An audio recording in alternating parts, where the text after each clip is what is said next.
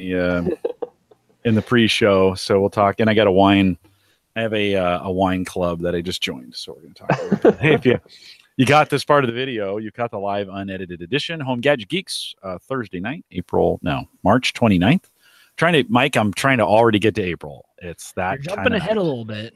I know Easter's coming up this weekend, and big busy weekend, of course. And I'm trying to be there already, but it's not. We're still in March. We are still in the first quarter, which is good. Maybe crypto will rebound, and we'll have a successful quarter. What do you think, Edward? Do you think we'll? I don't think we'll. I don't. Think so. This quarter, yeah. Quarter, I don't know. Hopefully things will hold steady at least. That would be great. Just write the quarter off. If you're catching this party video, this is the live unedited edition, and we're typically in pre-show at this point. So I want to thank you for coming out. If you're listening in the chat room, there's a couple of you out there. Peter, good to see you, and Ken was out there earlier. Peter, if you would check Spreaker for me, that'd be great. And we'll get started here in just a few minutes. If you're catching this on Google Plus or YouTube, or I don't know how you found it. If you found it that way and you're not listening on our live page, you can come over to theaverageguy.tv/live. Thursday nights, 8 p.m. Central, 9 Eastern, a great way to come out and join us live. Peter says Spreaker sounds good. So, Peter, thanks for doing that.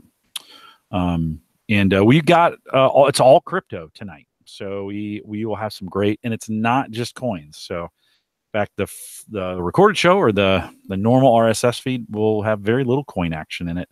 We'll take the coin conversation to the post show. If you're listening to this on Patreon right now, it means we've made this available free to you. And typically a $1 subscription per month gets you all our crypto conversation that we do. Mike and I make those available in post show. And all that conversation available at just $1 a month to get you in on Patreon. If you are a subscriber to Patreon, thanks for doing that. If you're not, why not do it today? Just head over there, click support, $1. Tie it to a card, boom.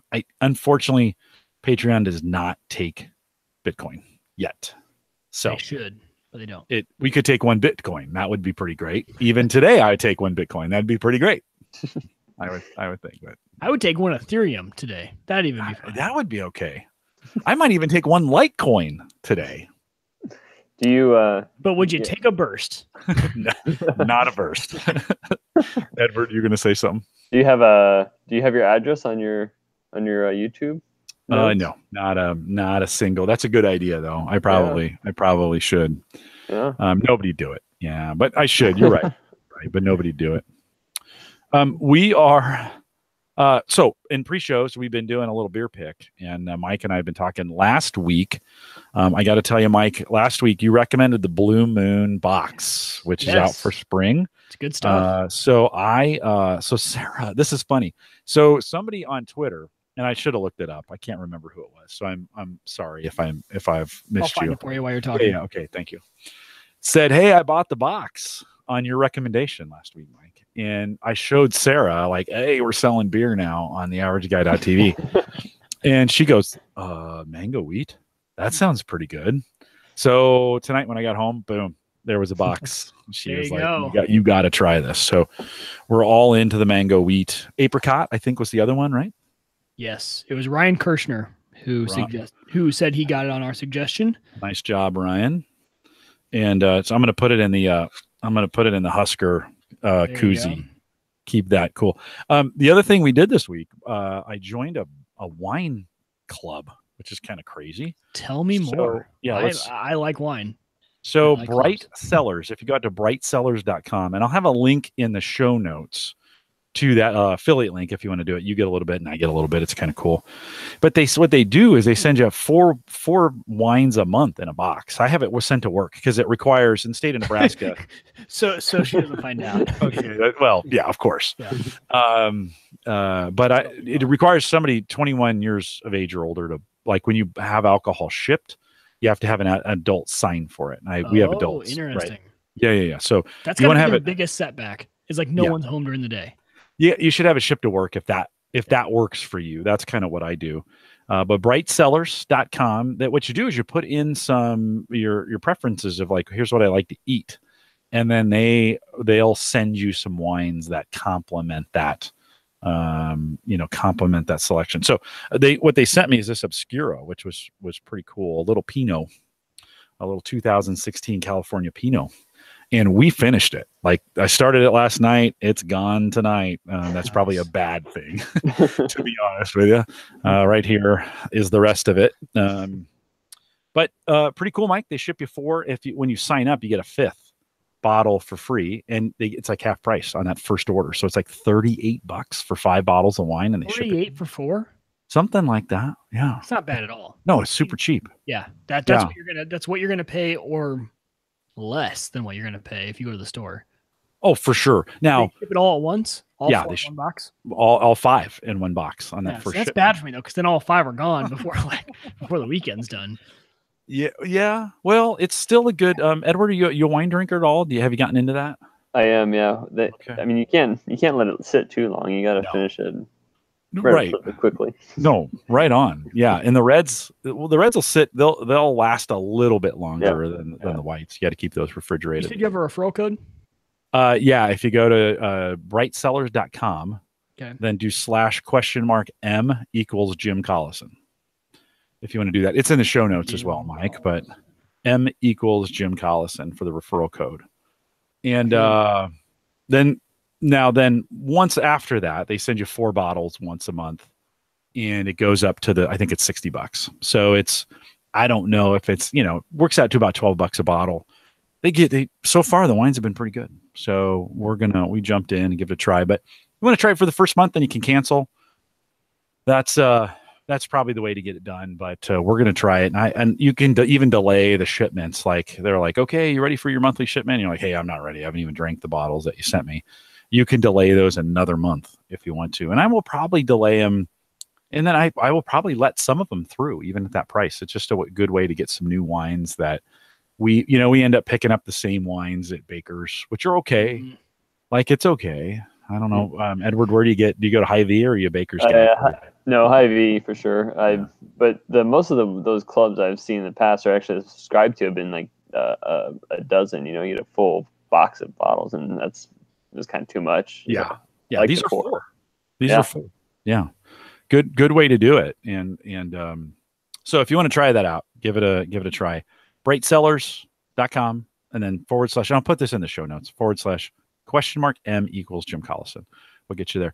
Edward, are you drinking anything good tonight? What do you got? I've got I'm not a big fan of fruity beers. I used to drink a lot of fruity beers, but now I've got IPAs and dark stuff. So we got Voodoo Ranger. Oh, that Voodoo Ranger's fantastic. Yeah, it's pretty good. Mm-hmm. So good. It's weird. I was thinking about this while I was getting it out. It's like we never really talk about, like, we should talk about our beers. So yeah. So what we've done in the last couple months, maybe Mike and I, the pre-show is, what are we drinking? Different beers. It's been kind of cool because I never would have thought to go buy that Blue Moon box, and so it's been helping me kind of choose different beers. And then I like the stouts too. I'm not a big IPA fan, but I do like kind of the imperial stouts. And I had Guinness the other day over at Dudley's in Exarban, on tap with nitro.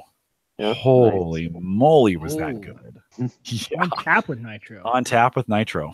And so it was super good. So so Edward, the first half, or not the first half, but a few minutes of the pre-show, we do about 7 to 10 minutes of talking about what we're drinking, and then go into the show, and then we've been doing crypto afterwards. Mike, what are you drinking tonight? LaCroix, a nice non-alcoholic. I told you how Hannah describes it: vomit flavored fruit, flavored water. That's what I'm going someone for. else ate apricots, and then they picked it up, and I mixed that with like a gallon of water. With water. But I also have. There's one of these sitting here. There's a good old fashioned Budweiser. Well, my wife was quick. You have the same reaction Jim does every time. Yeah, I'm not a big carbonated water guy. No, he was talking about the Budweiser, Jim. Oh, yeah, don't do that, Uyghur. Do not do Budweiser. That's not allowed on the show. They sent you a Obscura? Is that what they sent you? Obscura, yeah. So that's what they suggested for me for one of mine. Yeah. So I'm signed up. So you're going to get a credit. Sweet. Yeah, rock on. I'm already. It's a Santa Rosa. It's a Santa Rosa wine. I'm sure it's a blend. I should have said more reds because I said some whites, and I really don't like whites, but I put it just in go for all Hannah. reds. But I put it for Hannah. Oh, okay. All right. You know. Yeah, we got 2 whites. So Soaring Wings has been one of our favorites. I don't know, Edward, have you done much Soaring Wings? They're just out there in Springfield. I'm not a huge fan of any of the local wineries, though. But yeah, I've had it. I've had it before. We actually really like it. And my nephew, who's an ex-Marine, fought in Fallujah and all that great stuff, he started a wine company out in Portland and called Dauntless Wine. And they're expensive, but they're good. And so I try to drink that whenever I can get it. It's just hard to get it here, so I have to go out there and bring it back or whatever. So, all right, I think we're all set here. So if someone is not 21, they won't leave it for you? They will not leave it. You have to have somebody 21 to sign for it. They will not leave it on the porch. Yeah, some places won't even ship to Nebraska. It's kind of frustrating. Yeah, we've got some pretty archaic alcohol laws. I want to welcome everybody out in the chat room. If you're listening on the Patreon side, thanks for coming out and listen to the pre-show on Patreon. If you're listening to the pre-show and you haven't listened to the regular show yet, that's going to be available in the RSS feed, but you'll probably skip right to the crypto, right to the coin conversation. We're going to save that for the post show. So if you're listening live, we got a whole bunch of stuff to cover that is in the crypto space and has nothing to do with coins. So hang tight. I thought we would do more than just coins. We will talk about the market a little bit, where it's going, what we think. No financial advice. We're not financial advisors. This is not all that other thing, Mike, that we have to say. I'm not a professional financial advisor. None of us are professional financial advisors. Nope. We're not giving advice. And if we are acting in that capacity. That's right. So, okay. Let's so if you're on Patreon in the next few seconds, you're going to flip over to the crypto conversation where we're talking about coin. But make sure you go out to theaverageguy.tv and either download and listen to, or get it through your RSS feed, catch the regular feed. And we thank you for doing that. All right, Edward, everything good? You good on your end? I think I'm good. Yeah. Mike, you good there? I am all good. I got my wine ordered. I'm ready. Well, I've got my wine consumed. This is going to be interesting. Let's give it a shot. Here we go. Oh, hold on. Let's get that set. Okay, here we go. This is the Average Guy Network, and you have found Home Gadget Geeks show number 349. We're super close to 350, by the way. Recorded on March 29th, 2018. Here on Home Gadget Geeks, we cover all the favorite tech gadgets that find their way into your home. News, reviews, product updates, and conversation, all for the average tech guy.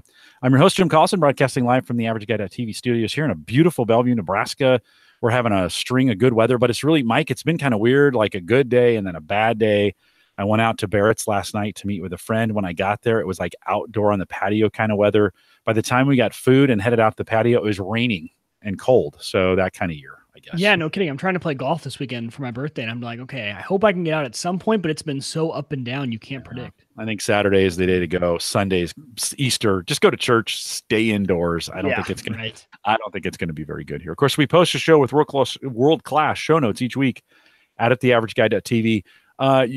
Don't forget, you can join us live on the mobile app as well. We've got a dynamite mobile app, makes it available through LastPass. So if you're a LastPass subscriber, you shouldn't be, or you should be if you're not. Check out LastPass, lastpass.com. We appreciate their sponsorship of the show, as well as the sponsorship of the mobile app. To get it, homegadgetgeeks.com. Don't forget, rate and review on iTunes, subscribe, and click the bell on YouTube. So if you're watching us on YouTube, right down here, there's a little bell. There's a little subscribe and a little bell. I almost never asked to do that, but I thought, maybe I should start doing that. We got 1,000 or so subscribers. I did get booted from the monetization features within YouTube because I don't have enough listening minutes. Screw you, YouTube. Yeah. So anyways, isn't that stupid? Like I have enough subscribers, but just not enough listening minutes. Whatever. So click that down there. Listen to us on YouTube. We appreciate your sponsorship of the show. And then don't forget, Mike and I have a crypto conversation. Today, we're making that free and available to everyone. So typically, we send you to Patreon. We ask you to subscribe for $1 a month. By the way, $1 a month, not a lot. $1 a month, and you get our crypto conversation. Because we have Edward here today, and it's going to be awesome conversation. We want to make it available to everybody. And so that's free. All you have to do is head out to theaverageguy.tv/support. That'll take you to the Patreon page, and then look at my feed, and both the audio and video will be available for you.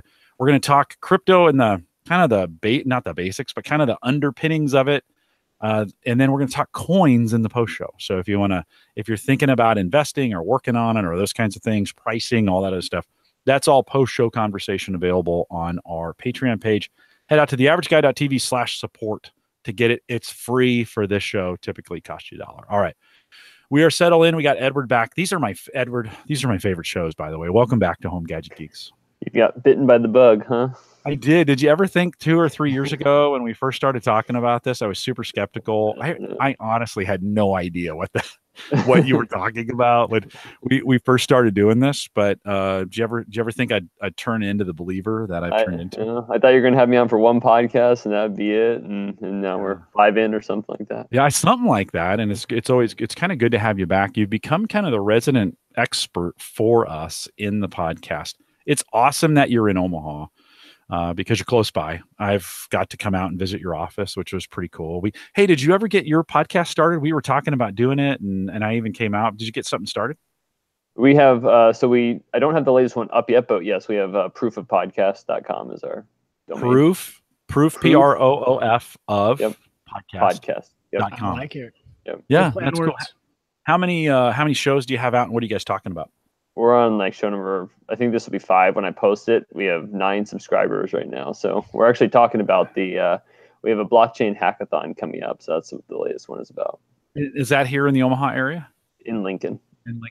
Yeah. With few co-working. How are you finding the crypto community in Omaha and Lincoln recently? Is it strong? Is it taking a hit with pricing taking a hit? Is it taking a hit? How's the community?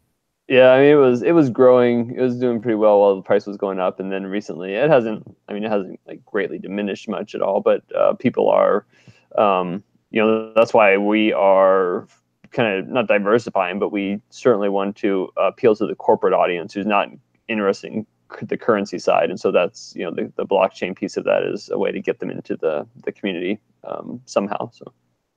Infotech is going on. AIM is the sponsor for Infotech, which is a big tech conference here in Omaha. You and I actually always connect there. We didn't show up this year. I didn't either. Okay. Well, we missed it. We both missed it. I was going to ask you how it's going there. That's actually, I think Infotech is where I first met you for the very first time. I interviewed you kind of blind, and you started talking about this thing called Bitcoin and the blockchain. And it'd be interesting to go back to that interview and see how stupid I really was. Like on there, somewhere. I know you got to start somewhere. Well, I appreciate it indeed. Hey, while we're talking, we were talking about events that are going on, especially here in the Omaha area. We are doing a crypto event, a Bitcoin event here. Can you talk a little bit about when that is and what it is, and if folks wanted to participate, how they would find out about it? Sure. So there's these are happening in other cities, so it's not. And we actually did our first one back in the day, 2014. We did our first Bitcoin Day Omaha, and the idea was to start. It was a means of education. We just tried to get the word out. A lot of people hadn't even heard of Bitcoin yet, and so a lot of just people curious about it, and it was worth who knows a couple $100 back then probably, and but the goal at that point for our company, I've mentioned this before, is like we were originally thinking, we were going to start to onboard retailers to accept Bitcoin, and then eventually that we realized that wasn't going to happen. So yeah, we did 2014. Then we had our FinTech conference in 2015, and then recently now we've brought Bitcoin Day back, and so we're going to have it's going to be on May 5th. So we picked that day because that's Berkshire Hathaway shareholders meeting, and because we know how Warren feels about Bitcoin, and so we wanted to kind of give him a little poke. And I love it, going head to head with Warren Buffett. That's pretty sweet. That's pretty. For those that don't know, Berkshire Hathaway, run by Warren Buffett, one of the richest guys in the world. That goes back and forth. Who's the richest guy? I think Bezos is in there, and there's some guy from Saudi Arabia as well. Bill Gates falls into that category. But they have a big party. Berkshire Hathaway has a big party the first weekend in May every single year. It's awesome for the economy. I mean, and we're really good. A lot of people don't know, actually, that Berkshire event has prepped Omaha to be a host for a lot of things. So we've done the Olympic swim trials. NCAA tournament was here last weekend. And so people go, seriously? I mean, this year it was what? Atlanta, LA, Omaha. Well, and the International Horse Show, which is for the FEI. Like if you're into equestrian worldwide, Omaha beat out London, Japan, all of their cities to have the FEI horse show. Yeah, it's definitely prepped us. Yeah. So we're a city actually that can handle those massive customers coming in and kind of being downtown, and it's pretty great. We've got all the facilities to handle it as well. Edward, where's the event at, and how do you feel about? I mean, that's pretty tough going up against Berkshire Hathaway's event. How do you feel about that?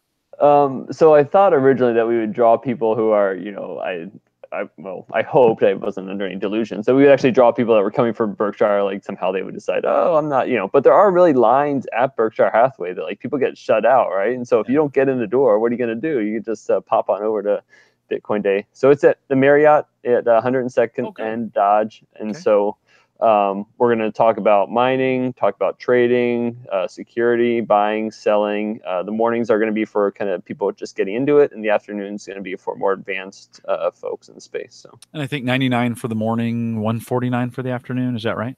199 for the afternoon. Yep. Okay, and then the whole thing 249. That's correct. Yeah. Yep.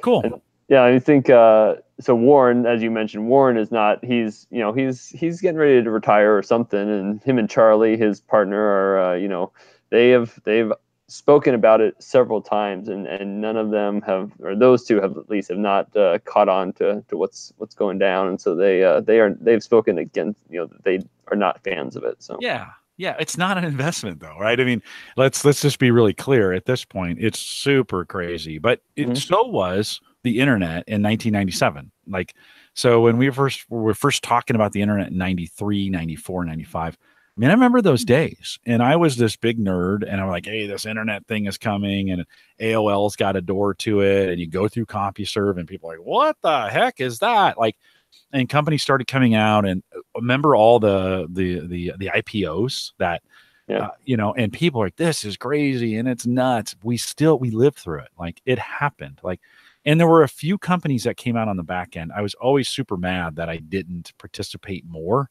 Now, I was a poor college student, and I didn't have a lot of money to participate in it. But I was upset at myself that there were some things I could have done better. And so I've kind of committed, after watching this run of Bitcoin and in the blockchain and some of these things with crypto. It's like, you know what? I'm just going to pay attention. Doesn't mean I need to bet the farm, but I'm going to pay attention, right, to what's going on. Well, it's kind of like make it the opposite end of your portfolio, right? On one end you got bonds, on the other end you got crypto. Like this is where you. Yeah, part of your portfolio should be in risky investment, right? We're not giving investment advice. We're not giving investment advice, but part of your portfolio should be super risky stuff, and I think crypto fits in that category. It's that high risk part. It's not your entire portfolio, but it's part of it. Yeah.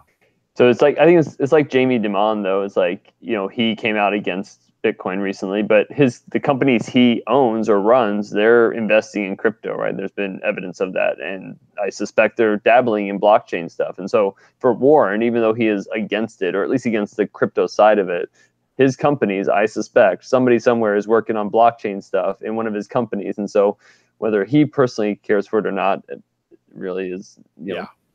It's posturing. We're going to talk, Edward, we're going to talk about blockchain stuff because I think that's the more exciting, and actually as folks who are looking at crypto, you should be studying the blockchain, not the coins. Well, that's exciting and fun. The blockchain is really where it's at. So we're going to quiz you about that here a little bit later. I want to follow back up with you. Last time we talked with you, you had just deployed a new ATM to Lincoln. You have an ATM, a Bitcoin ATM in Omaha. And you've lived through a serious downturn, right, in this stuff. I want to ask you, how are the ATMs doing? You don't have to disclose any financials, but just tell me how you feel about that as an owner of those ATMs.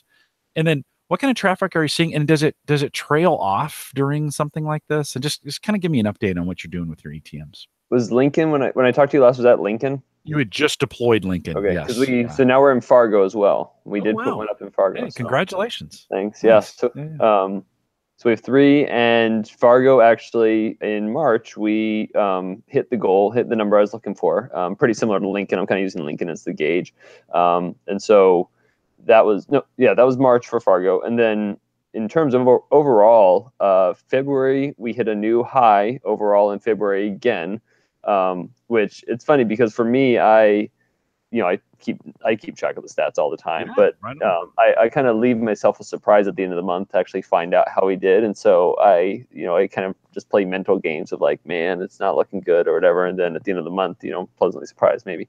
I think, again, coming up on the end of the month, March, I think March will be a dip for us. I think maybe trailing off from December to February was the just we were trailing from December and the run up and stuff into February, and I think people are finally like, oh yeah, maybe the price isn't going to go anywhere or whatever, you know. So yeah, but that's March, and I'm fine with the down month. We haven't had a down month in a while, so that's all right.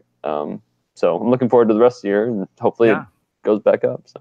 They're in place. John Biggs had asked me via Messenger. He was pinging me. He's gotten all in on the mining side, and he said, I told him you were going to be on. He's like, so is Edward auctioned off the ATMs yet? So apparently not. Right? No. You're going to hold on to them. Yeah. So we're actually. I don't know if I remember. I don't remember if I told you. So Mike asked me if I was doing something. Oh, if I can't remember what he asked me. I was like, you know, we are so crazy busy running right now, but we are finally launching our the multifunction kiosk.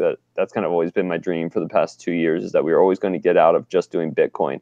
And so the new kiosks will actually have a lot more functionality that will appeal to a broader audience. So that'll help kind of defray some of the risk in terms of our revenue. And then we're also finally offering going live with hosted mining. So we are folks that have, if you have 50 ASICs and are sick of the noise and sick of the heat, then we'll take those on and get them out of your basement or whatever. So that's maybe next time we can talk more about that after it's fully functional, but that's finally going live. So yeah, I'm going to ask you about that here in just a second, because I know you guys have one. But when you from an ATM perspective, are you in a spot where you're thinking like, okay, we did Fargo, now we'd like to deploy a few more? And you don't have to disclose anything. But that's fine. No, that's fine. We so the biggest hurdle has always been regulation, capital too, but regulation. And so and the fact that I knew we were kind of releasing a new line, and so having just the Bitcoin kiosk was a little bit of a short sell for us. So we have the regulation worked out now, and so the three that we have will probably be the only true ATMs. We have Bitcoin ATMs. And now that we have pretty much access to any state we want through some partnerships we're working on, now capital is really the only thing that's stopping us. So yeah, I think by the next time we chat, I should have some more news for us. So cool. And from a positive cash flow standpoint, I'm assuming this is more than just an investment, that you are seeing some returns on these ATMs that are out there. Yeah. So the ATMs, our markup, which people, I don't know, it depends on who you are. Some people think this is a steal, but like our markup is 8%, which relative to the Bitcoin ATM market, that is a steal. People I know are charging 14%. So I've really tried hard to keep that rate steady or low, or as low as possible for folks, because we want to support the community. So but 8% doesn't go to our bottom line, but we have some costs involved in that. And then sometimes, we're hedging, so sometimes we take a risk and sometimes we lose money on a transaction because of the price fluctuation. So so they are, they're not all paid off because we've just deployed some of them, but they are in the process of being paid off. We are cash flow positive in terms of the most part. Great. Yeah. That's great. Do you feel like you have a faithful follower base? Like you're getting, it's the same people just repeating those actions, or are you getting kind of some fringe folks as well who are trying it out? So I try not to keep track of our customers. Yeah, that's true. Much as possible. Right. So I think I know, I'm not going to share, but I think I do know kind of what the number of customers we have, and kind of that rate. It grows a little each month, but yeah, those customers it's not growing too dramatically at this point because people are,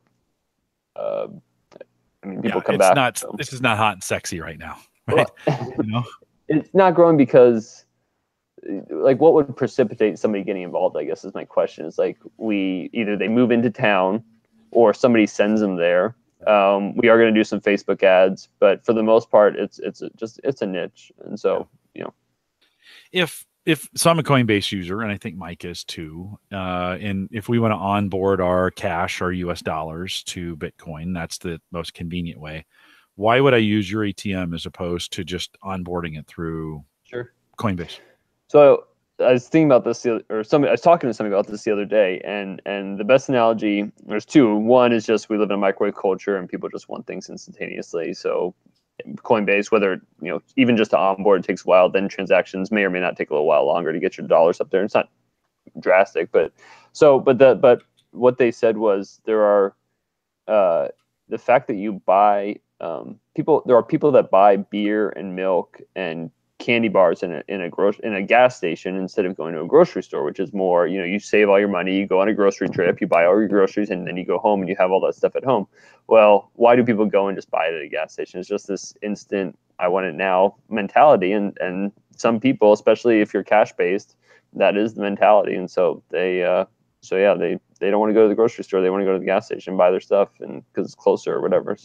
So it would be. Oh, go ahead, Mike. And I thought of the perfect instance of this over Christmas, actually, because as a fun thing, my grandfather likes investments, all that sort of stuff, high risk stuff. He just thinks it's all fun. So we wanted to get him some Bitcoin. And it wasn't me really that wanted to get it. My mother wanted to get him some Bitcoin, and she called me, how do I do this? How do I go about it?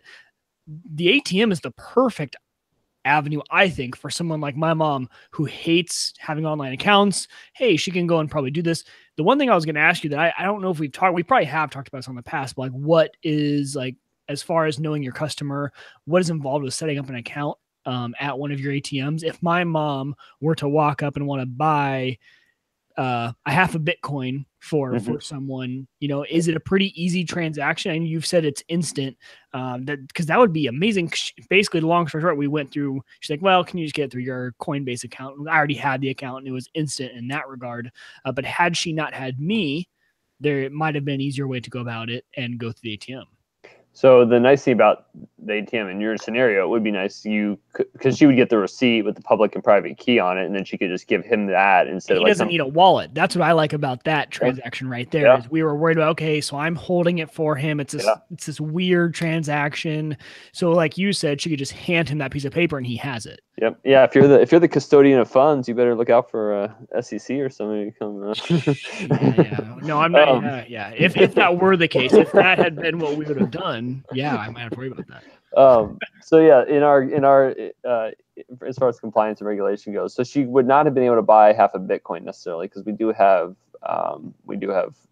limits of what you can buy a day. So I guess at today's price, we're getting closer to that. But who's imposing those limits? Is that you guys yourself decide that the risk of you guys going beyond this is on you, or who? No. We're a money services business. So if we have requirements from the federal government, depending on what the transactions are. So we do, and most of our transactions are like $200 to $500. Really, that's the average transaction. So most people, which is fine. All we need is a phone. Like we don't even need anything really, but we do, in that process, we get a phone number out of them for that amount.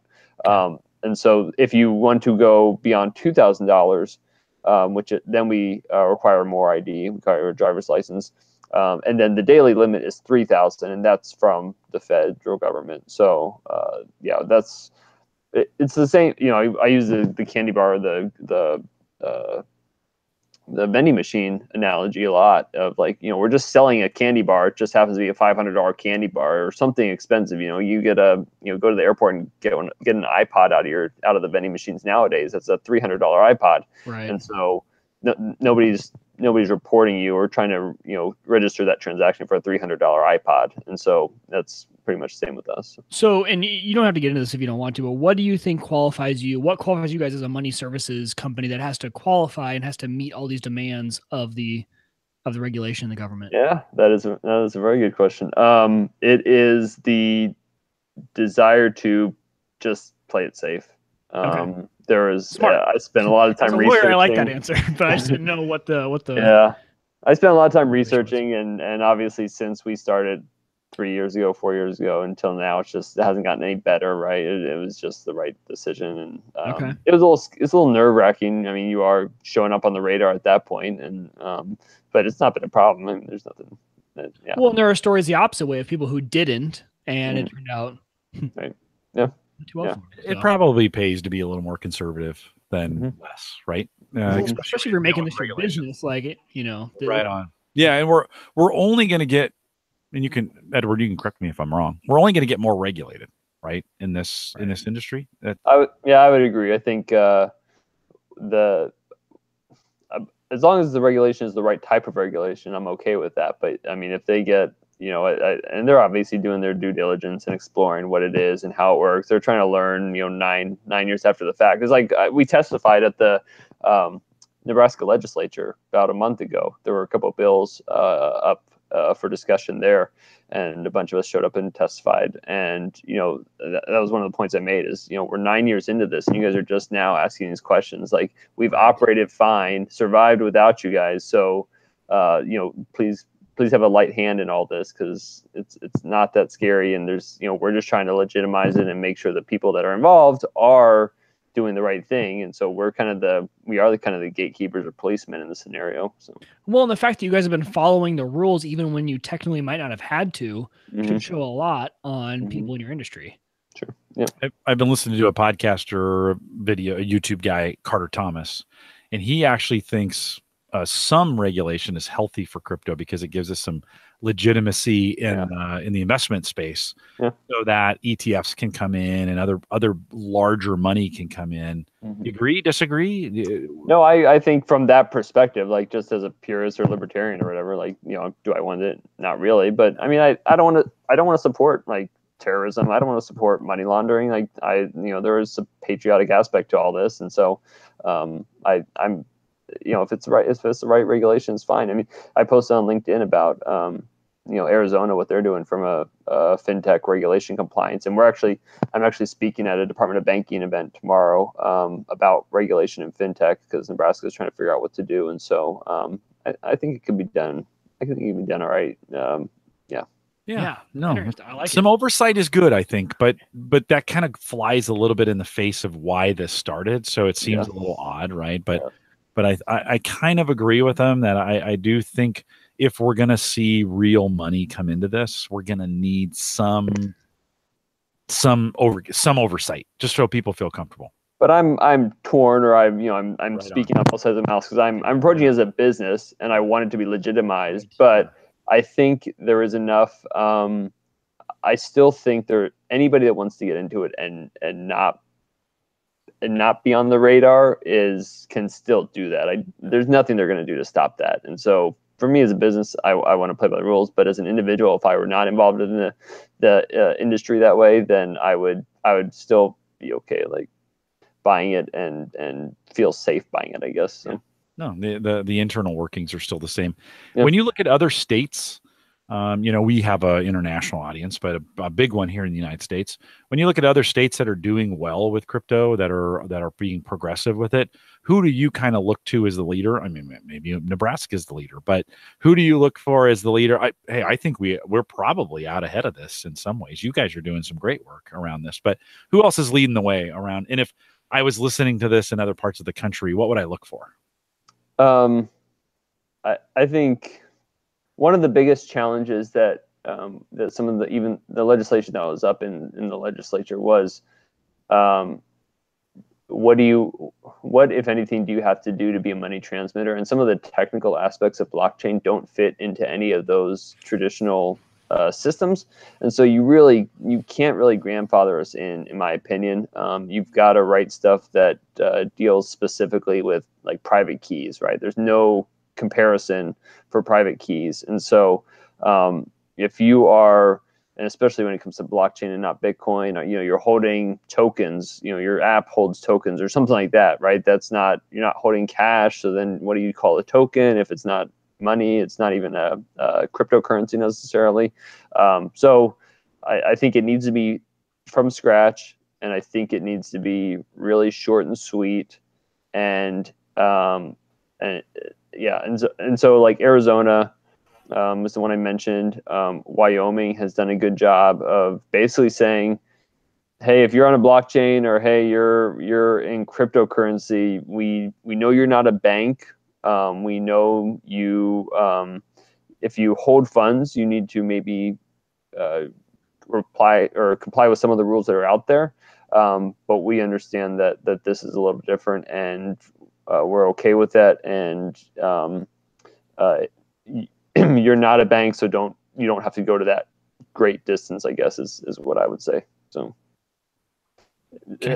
the app, like they're not putting regulations upon software developers. And so, the question is, are you a software developer? Are you an investment institution? And so trying to make those distinctions as broadly as possible, I think, is important. Well, this makes me wonder. So, like, we have Delaware, which is where most businesses are incorporated for the reasons because the case law in Delaware is so large for businesses. Is there going to be a state where, like, the crypto companies all incorporate in because the case law in that state, Wyoming, for example, is so strong in favor of crypto, right? Like in Delaware, it's in favor of corporations. That's why people incorporate there.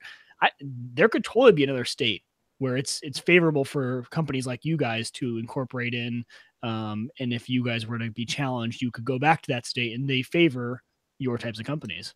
So both Kansas and Colorado have done a decent job of saying, hey, money transmission does not apply to you, so go and have peace. And so, but that, I think the problem with that is when they just say it doesn't apply to you, at some point when the SEC is contradicting that or the IRS is contradicting that, rules. Yep. It makes people nervous because they say, well, you haven't come back and revisited it, or you haven't defined it. You've just said it doesn't apply, but the IRS is saying something different. So I think that's a problem, but I think it's, if you're in states right now, it's good for you, I guess.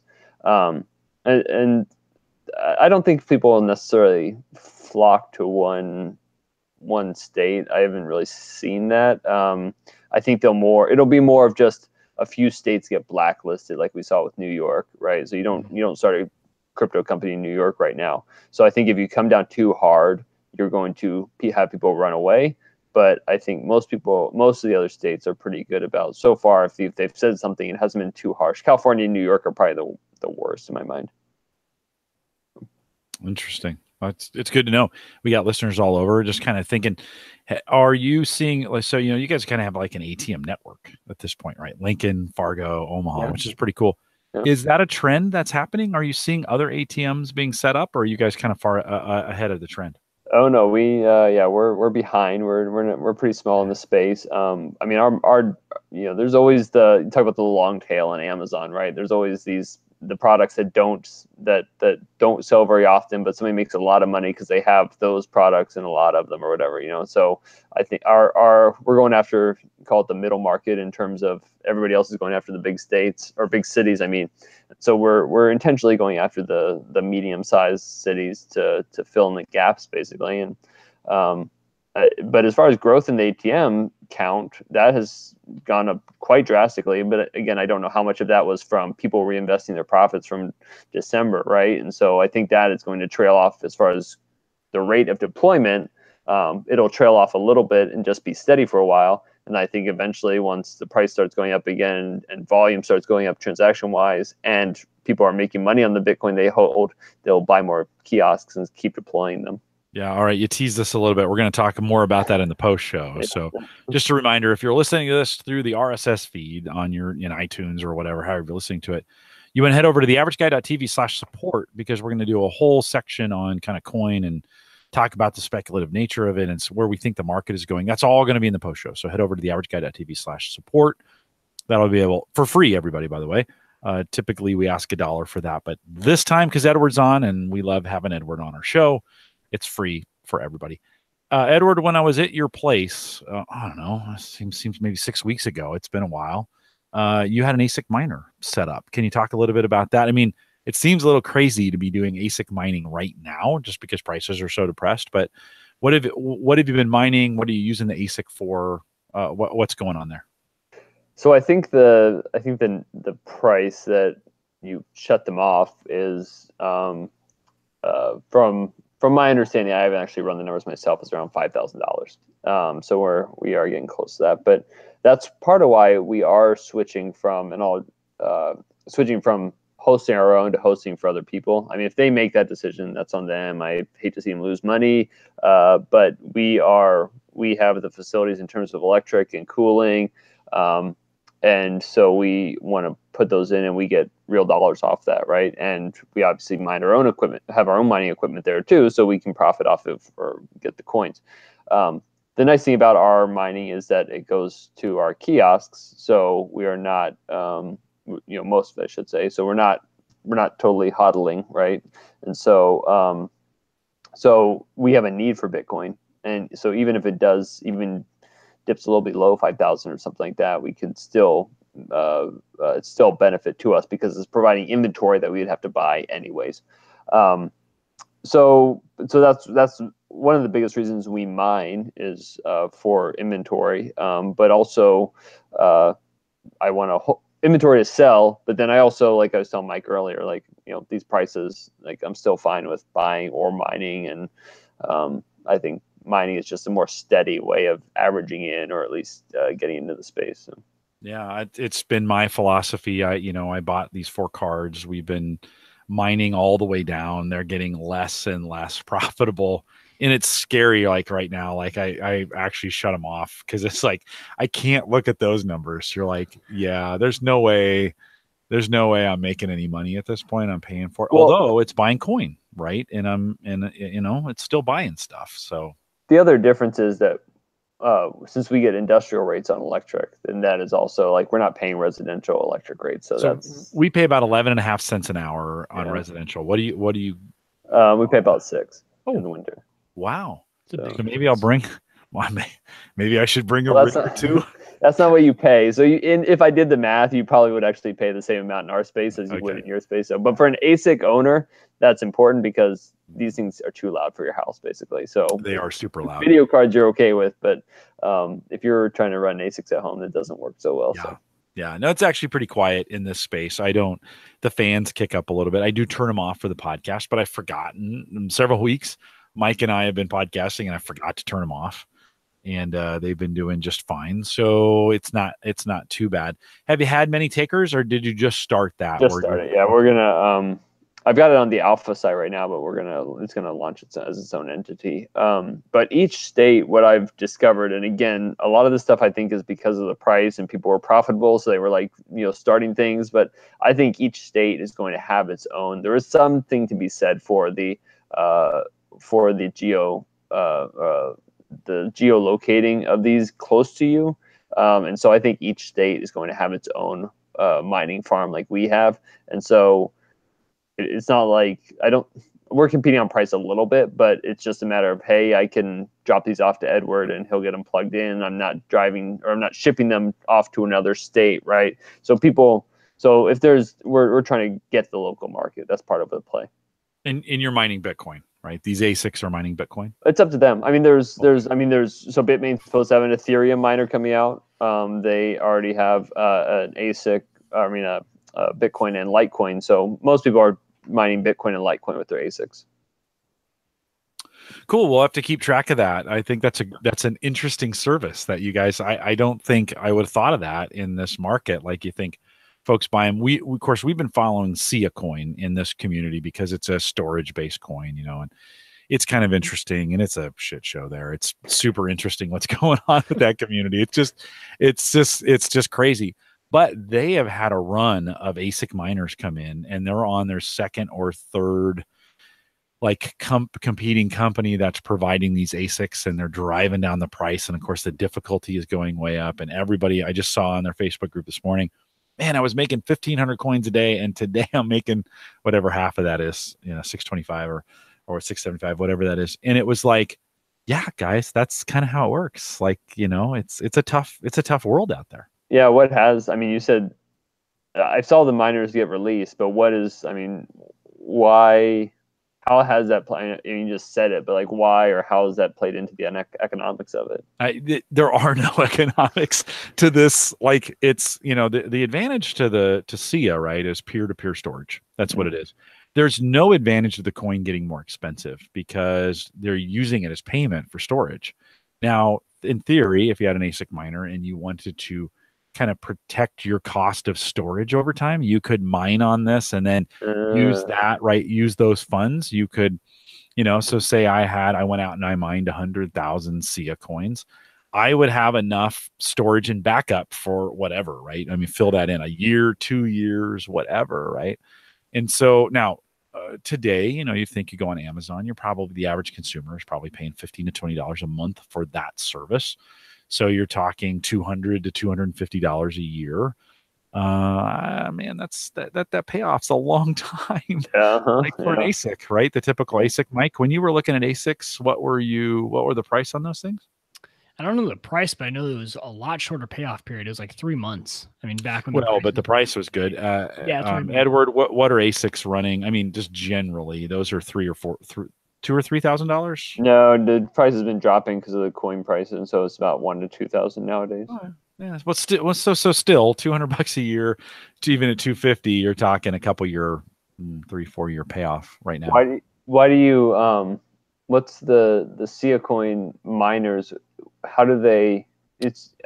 Why did they create a miner? Is it because of the hash that the SIA uses? Was it just easiest to create that miner because that's the easiest hash, or was there actually demand? Or it's been weird because SIA has been the absolute unsexiest coin ever, and I'm not even sure the business model. We're going to talk about this here in a second when we talk about blockchain. That its business model of peer-to-peer storage is not really viable. We've done this before in the space. We did it when there was no blockchain and it didn't work. And people are just not that comfortable. Now, they could pivot and come up with something interesting. And their supporters are all like, this is going to be huge. It's a pump and dump type thing. This is going to be huge. This is going to be great. We listen to them and you're like, I don't think so. That's not the business model here. Which again, I would know nothing if I hadn't participated in this community, done some mining, and had a wallet, because you have to kind of be in this to even care about it, or you just don't. You're like, whatever. These guys are crazy. But it's been an experience to watch this go on, right? I've learned a ton about communities and blockchain just by watching this happen.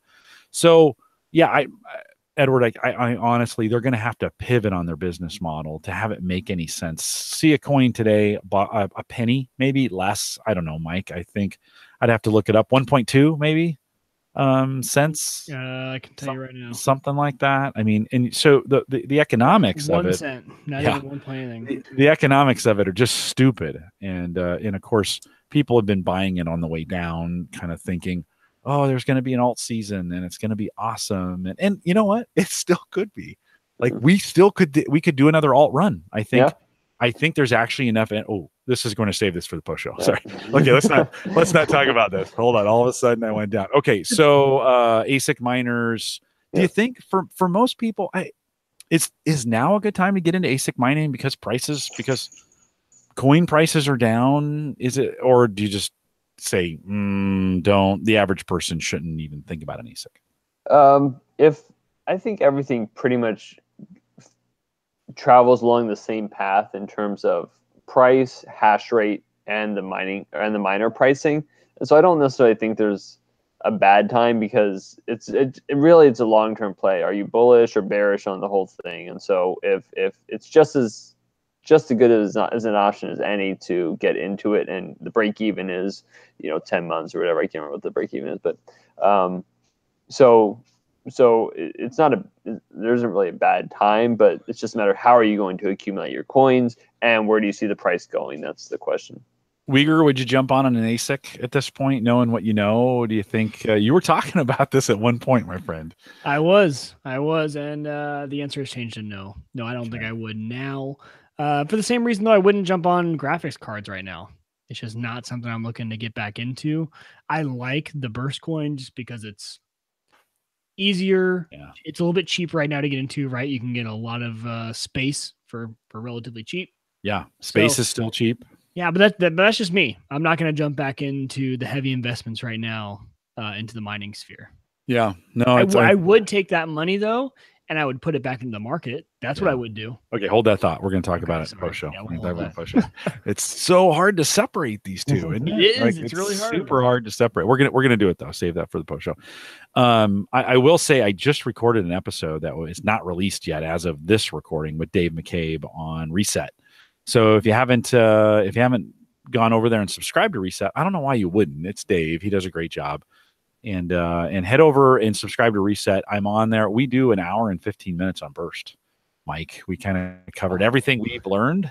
Dave and I talk through, and we come to the conclusion that it's just a ton of fun. Like, it's just, we would do this because we're server and storage nerds. Totally. That's why right? I'm doing it too. Right on. And Yeah. so it's a ton of fun. And I've had more fun in the community working with people. It's brought the joy back to some community work that frankly had just died. Like we had stopped talking to each other about this kind of stuff. And we hadn't found that common storage thing to rally around. So I don't really care if Burst ever does anything. It's just been a ton of fun. I can sell this equipment if I want to, or I can build it. I mean, I have 115 terabytes here, so I could build a pretty sweet server farm on my. It's all USB, so that's not true either. But it's a ton of fun at all. Shuck them and put them internal, and you're good. They're not even good for shucking. No, they're not. To be honest with you, no, these drives are not very good. So, but they make great burst drives once you get them set up and working, and they're just sipping power, and it's pretty awesome. So. We talk about the whole setup process and how to do it over on Reset. It may not be out yet, but you can head over to Reset and get that downloaded. Edward, I wanted to quiz you on a few interesting blockchain implementations because I think, to be honest, this is really where the nerdery is. Like the coin stuff is a distraction, just to be honest. It's just it's fun. It's gambling. It's fun, but it's a huge distraction. I think for people thinking about blockchain or thinking about cryptocurrency today, I think as smart consumers, we should be focusing more on the technology behind the blockchain than we should be on what's going on with the coin stuff. That's, like I said, that's just distracting. When you look out there and you think about, there's just a crap load of coins now, a crap load of blockchains, and you think about what's exciting to you about technology that's being put on top of the blockchain to actually make this viable. We had tons of, including pets.com that came out during the .com era that went absolutely nowhere. They had a sock and a puppet and they made a Super Bowl ad and then they went out of business, right? We're going to see that in the crypto space. Some of them are going to survive. And I'm not asking you to predict that, but I am kind of saying right now, today, when you think about blockchain technologies, what are a few projects you're seeing that you actually get excited about? I'm sure you're going to talk about it at this conference, but what do you get excited about? Well, actually, I mean, the Bitcoin Day Omaha, we're trying to focus almost entirely on the crypto. I mean, we want to make it, how can you potentially make money, right? No guarantees, but how can you potentially make money? So the Bitcoin Day Omaha will be almost entirely about. So that'll be more coin. That'll be our post-show conversation. But when you think about blockchain, what do you get interested in? Now, we do have in August, we will be talking about blockchain, but we can talk about that closer to August. For the hackathon coming up, which is it's a corporate event, so it's been interesting to talk to the participant, these corporate innovation teams who are sending five other IT people over to take a use case and turn it into a prototype. Basically, I mean, that's the entire purpose of the event. Go from Friday to Sunday, pretty much like a regular hackathon, and have a pitch competition at the end. You can win some prizes, but it's we're looking at, we have Assurity Insurance out of Lincoln, Mutual of Omaha is involved, Nelnet's involved, Payment Springs involved. Those are both Lincoln companies. But hold on before you go on. Mutual of Omaha, gigantic old money company, by the way. Nelnet, startup from 10 years ago, but maybe the one of the largest student loan organizations in America, and with an owner who is very old money. So I mean, the fact that you got those two companies thinking about this should be a kind of a wake-up call to some people, like, ooh, maybe the blockchain's legit if we've got some of these kind of companies thinking about it. I can, and it's not going to let me. Anyways, it's I can get you the link later. So it's been interesting to talk to them about what they're thinking about using it for. And I think what hasn't really been, we don't have any logistics companies, but I think, when we hopefully have an event in Kansas City as well. And so BNSF is down there. And so hopefully we'll have some interest from some logistics folks. And then actually on the coast, we're having one in Atlanta coming up. So hopefully we'll have some logistics companies get involved. But that's what I'm most interested in now. I'm yeah, so logistics, and then which goes into like you can go shipping route, you can go the inventory route.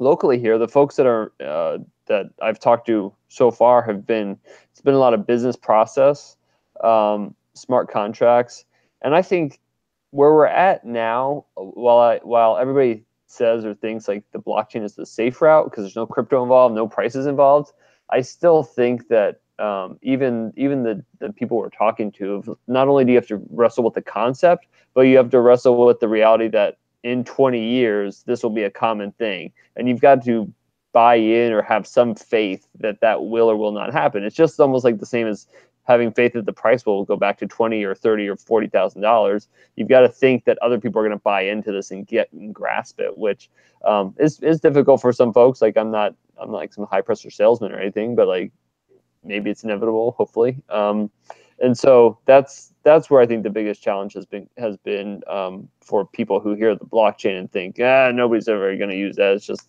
a fad or just a Bitcoin thing or something like that, right? So, yeah, I actually think the coin side of it is the fad, and the blockchain is the real deal. Like I know it's hard to separate one without the other, right? They kind of come together in some cases, but the legitimate business work in this is in the blockchain. And I think there's two entirely different audiences though, because you're gonna have the people that are involved in Bitcoin are involved because they want their money, freedom for their money, right? To unshackled from the Fed, et cetera, and corrupt, dictators in Africa, et cetera. Like that's an entirely different market then. So, but then when you get into like market share, there is a potential where if you've got the JP Morgans, the UPs, and those guys that are investing in this and building these, that there is this the selling process is farther along in terms of, or excuse me, is not as far as long as in the blockchain space, because you've got to get into the C-suites and talk to these people and say, this is what's happening, this is what's been happening, this is where it's going, versus anybody can go buy some coins, right? So in terms of potential, I don't know. I'd have to think more about like which one I think actually has more. I think the nicer thing about blockchain, or the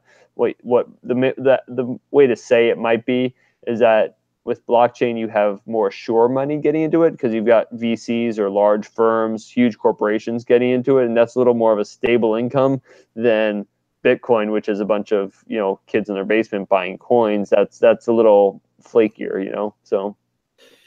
Did you just call me a kid in my basement? Is that what you just did? I think he did. I think he did. I think that's what he called us. I was talking about Mike. Okay. Like that's a lot better. Dang. Oh, that's right. No. You're right, Edward. I'm gonna shut down for the night. I'll go grab a beer, Mike. Yeah, I'm gonna grab another beer. Kid in your basement. Hey, kid, go get kid drinking my LaCroix. Yeah, the throw up apricot water. You're right, Edward, in the sense that there is still, and sometimes I forget about this, there's still this kind of mission to democratize, I don't know if that's the right word, currency, a global currency. And I do forget about that sometimes. I am excited, like, as I've been watching this space now over the last year, I am excited because I feel like we're working out some real issues, and that we've been tested, like this run up in December that we had really tested the networks. And we learned a ton, like they're not ready, pretty much. And so it was like, oh, okay, well, we're going to have to do some things. We stress tested the network and we learned a bunch of things about it. And now we're pulling back. So this pullback is actually probably kind of helpful. We're watching a whole bunch of things kind of happen in the various, we saw a consolidation of Bitcoin private, right? Which was a Z Classic and a Bitcoin for maybe the first time. We saw two instead of a fork, we saw a spoon, right? It kind of came together. I don't know if that's right, but I just made it up. I got it. I like it. Yeah. It came together as one. And like that had never, for the most part, it had been done that way, right? And that's a great test. Whether it survives or not, in some ways is irrelevant. It's great that we're trying these kinds of things out. The fact that we're forking so much, the fact that we're trying these different things, many of these things will go away. The world probably cannot support as many blockchains and as many coins that are out today. Maybe they can, but probably they can't. But I think, don't you think that just the experimentation that's going on in the blockchain is worth it for what we're doing right now? Yeah, I think even if you have a blockchain project that's internal, like with inside a bank or whatever, there is you still have the opportunity, or what I see happening is that you have to you either self mine, meaning all the different banks mine their own coins, or do proof of stake or whatever, or at some point you have a product that is, even if you have the full intentions to make it a private thing, you eventually have this.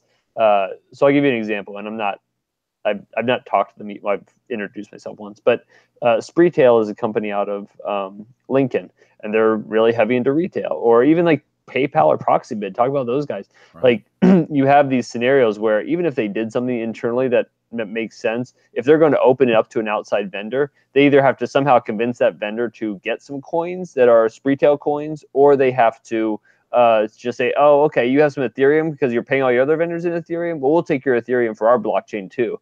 And so then you have that really easy segue into or connection, to a public blockchain. That's kind of what I see happening. Like their best intentions to do something with a private blockchain. At some point, all your vendors are using Ethereum, so you're going to accept Ethereum or Litecoin or whatever. Ethereum, I think, makes the most sense.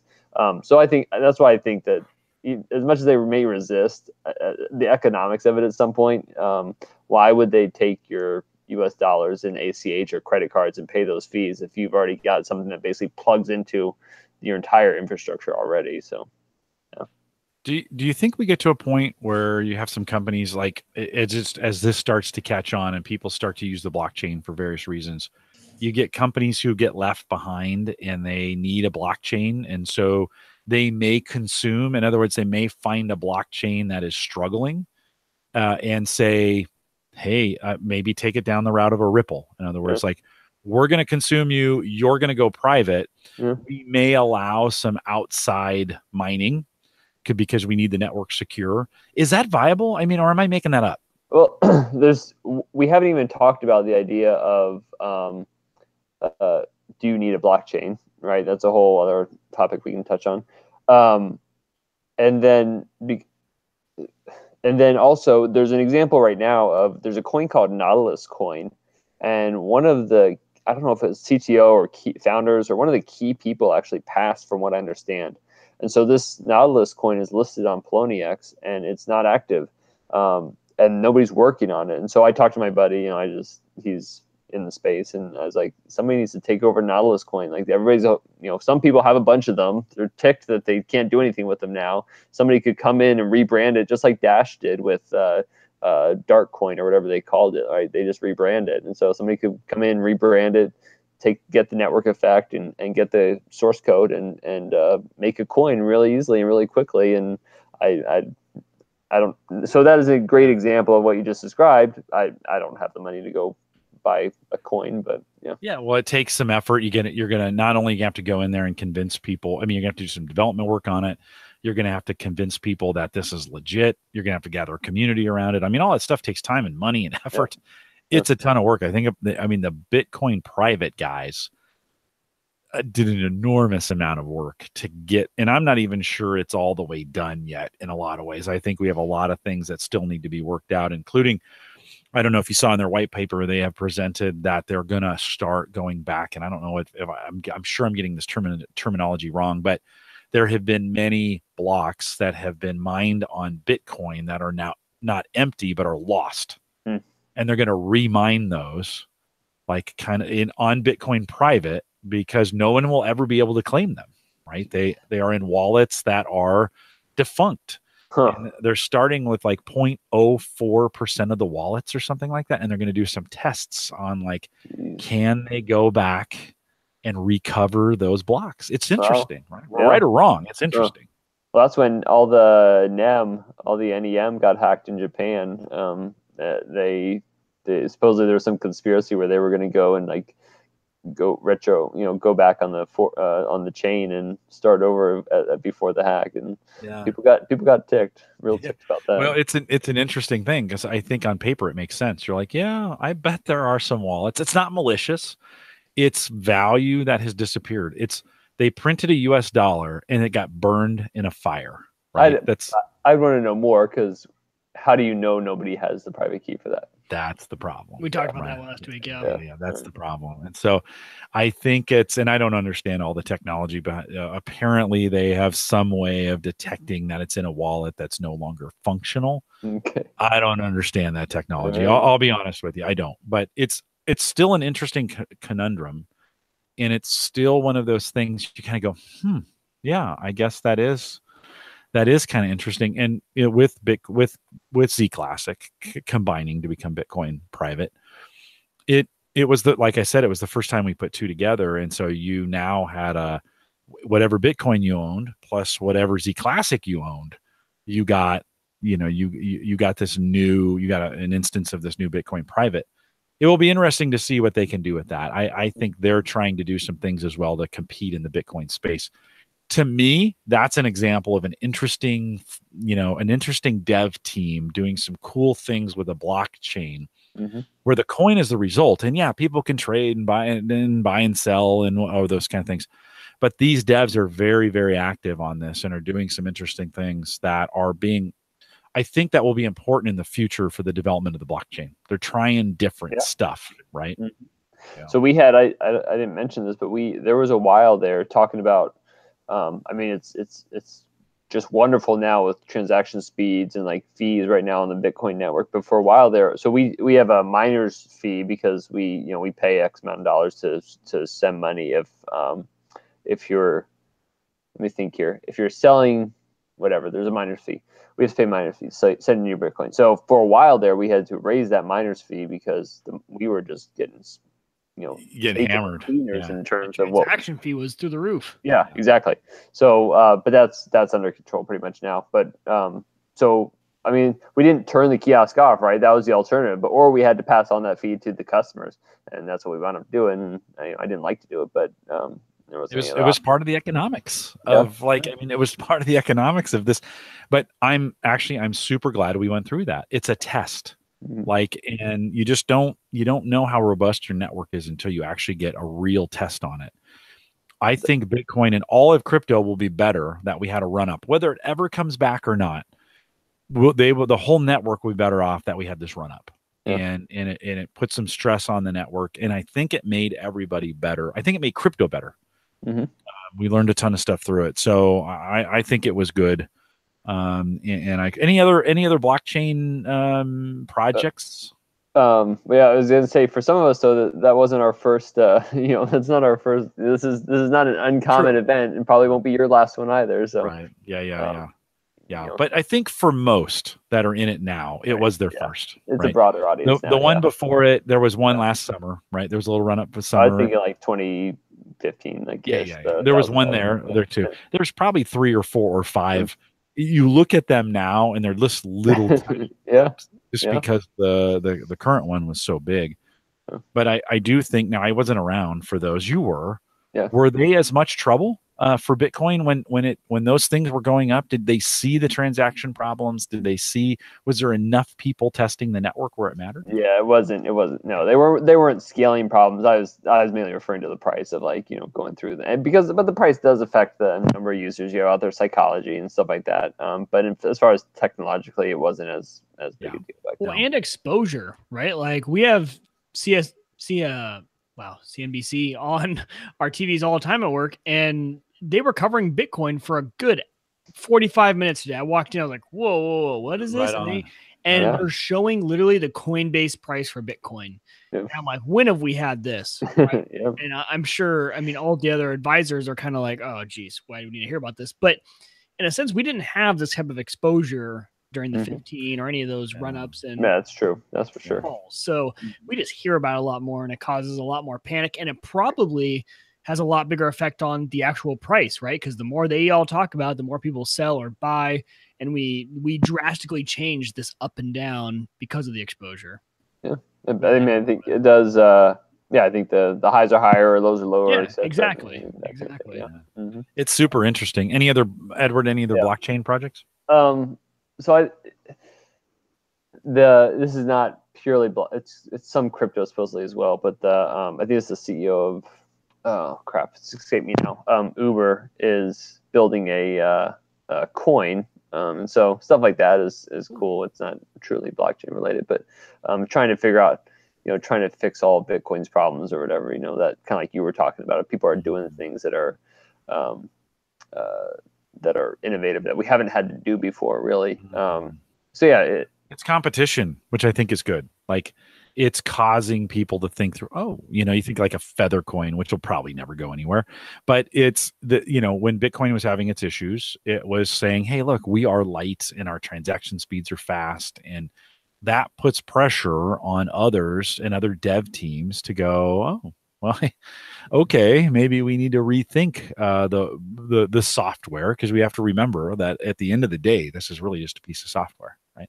Doing its thing. It is talking about this, the CEOs and kind of the executive suites, that it is as part of why I think things like the blockathon are important or helpful, because they aren't. Some people do just want to develop it internally. Like, I don't know. As far as the players that will eventually, like Kyle Tutt, for instance, he's in here in Omaha too. He's working on an ag project, building basically a tracking system for farm data. So all the data on the farm, he's feeding that into a blockchain and stuff like that. You can't really talk about Nebraska without talking about ag, and that certainly applies to blockchain stuff as well. Things like that are exciting. That data is now all getting fed into, like, John Deere, for instance, right? There's this whole hullabaloo about John Deere, how they have this proprietary software on their tractors. They own your data on your tractors.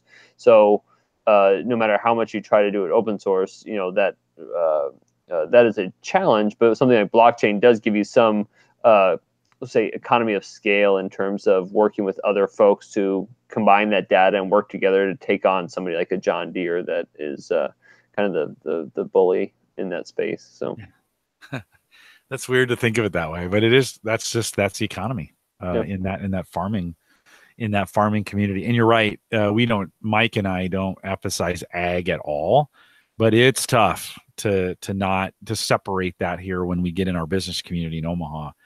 How heavy the ag influence is here. And it's just a big deal when we think about Iowa, Nebraska, Kansas, and Missouri. The Silicon Prairie is what we call that on the tech side, but there's more farmers than there are people living in the big cities. And so it's I'm more of an international guy than a John Deere guy, but I mean, whatever, teach his own. Oh no, John Deere. If it's not green, right? You should figure out a tie-in for ag. Have some farmer that's really into tech come on here and tell you what he does. I need to find someone who will come on and talk about that. That'd be an awesome tie-in. I had a gal on the hook to talk about that. They have an Uber for rural communities, right? And we just Liberty. Liberty. It never really worked out, so we just didn't make a connection. But and my father-in-law is a farmer, right? Like, my wife's family's a farm family from southeast Nebraska, and he would love me to come down there and implement more of this. He thinks it's interesting and he sees the benefits, has no interest in doing it himself, even to the point where even his tractor has his combine, everything has the ability to everything automated, and he still does the manual. Just because that's the way he learned. That's the way they've been doing it for forever. So why change now? So I think it would be interesting to find someone from that community that has the tech background, that they've actually implemented it, and see the returns they're getting on it. Right? Is it making a difference in what they're doing? Yeah, maybe ask Mike and see if he knows if there's some young whippersnapper. Hey, yeah, right. Is there a whippersnapper in there? Who's the guy running those tech self-automated combines or whatever? So hey, Edward, did you see John Oliver's take on crypto? What'd you think of that? Speaking of that, you guys should go to the farm and you guys should do an on-site podcast of like driving a combine and doing all that fun stuff. There we go. Jim, you can come down anytime. We could crush it on the video side if we did like a vlog style. For video. Sure. Oh yeah. Yeah, that'd be dangerous. We have daytime jobs that require us to be pretty busy. But Edward, what'd you think of the John Oliver segment? Because I felt like for the average guy, he hit the marks. He has to be funny, right? So he has to be Sure. funny. I felt like for the average guy, he hit the marks. What'd you think? I think, it was inaccurate if you really care what John Oliver thinks, but like he like brought an exposure like Mike was talking about and made it funny and made it engaging and, educated people in his own way about what HODL means and all these, how really the community is kind of dysfunctional. And, that's all. If you get into tech, or if you get into any industry, really, you figure out eventually the industry is dysfunctional. So I think he did a fine job. Yeah. We're all dysfunctional. Let's just be really clear about that. Yeah, I kind of felt like he hit the high points right. And I felt like he had done some research and his team had done some research to get the right keywords in there for and it was super funny about the guy Dave, I think, or whatever his name was at the office, who's always talking. And it's true, like the guy who's always talking and just annoying you. And I was talking to somebody the other day and they were like, yeah, somebody came in the other day and they were just talking about Bitcoin and blockchain stuff, and we just blew them off or whatever. But my only beef with him, which is not really a big deal, but is that I thought it was because Ellen had done her daytime morning thing like 2 weeks before, and so I'm just like, you're only doing this because you're trying to play off of what Ellen's popularity and all the hype she got out of hers, and so it's not a big deal. Well, no, I haven't. I have to go on YouTube and listen to that one. I didn't realize she had done one a couple weeks before. Yeah, it's like it was pretty similar. Anyways, it was like it was toned down for the daytime housewife crowd. Yeah, they're not going to drop the F-bomb on Ellen like John Oliver does. But it was funny. We at dinner, Sarah and I sat down. I'm like, you got to see this. And so I played it for her, and she goes, how close is it? Like, she's like, I actually learned a few things in there. And I'm like, it's actually pretty close. It's a good average guy explanation of it. Yeah. I do think we'll talk about this in post show. I do think if we do see a turn, everybody's back in. Like, I feel like everybody's kind of waiting on the sidelines, like, oh no. But there's so much pent up FOMO at this moment. Like, if it moves significantly at all for a couple days in a row, I just feel like this thing could take back off again. It could be crazy. So one way to judge that is I'm not a Tether guy by any means. People think it's a scam coin, etc. But if you look at USD Tether or look at Tether, and you can see the volume there, and that's pretty much where all that pent up energy is that a lot of people have gotten into Tether recently because they are waiting on the sidelines. And so I think it's cool that you can see that. I wouldn't endorse Tether, but not only because you're trusting. You're trusting folks for all these things, but there is a lot of conspiracy theories about what Tether is. But I think it's cool that you can see that because it's kind of hard to see that in a, I guess, like even in a TD Ameritrade, Smith Barney type world, right, or Merrill Lynch, right? You can't see. I take that back. I don't know for a fact, but you can't really tell if they're holding cash versus holding stocks versus it's very public in our world, and so. People that might have exited a stock or made large stock trades to get all the way out of the market, or they could be holding it still in their institutional fund or an institutional account, and you don't really know that. So look at Tether and you can see where all the money's been going recently. Very, very, very cool. And we're going to talk about some conspiracy theories because I got a big one that we're going to talk about in the post show.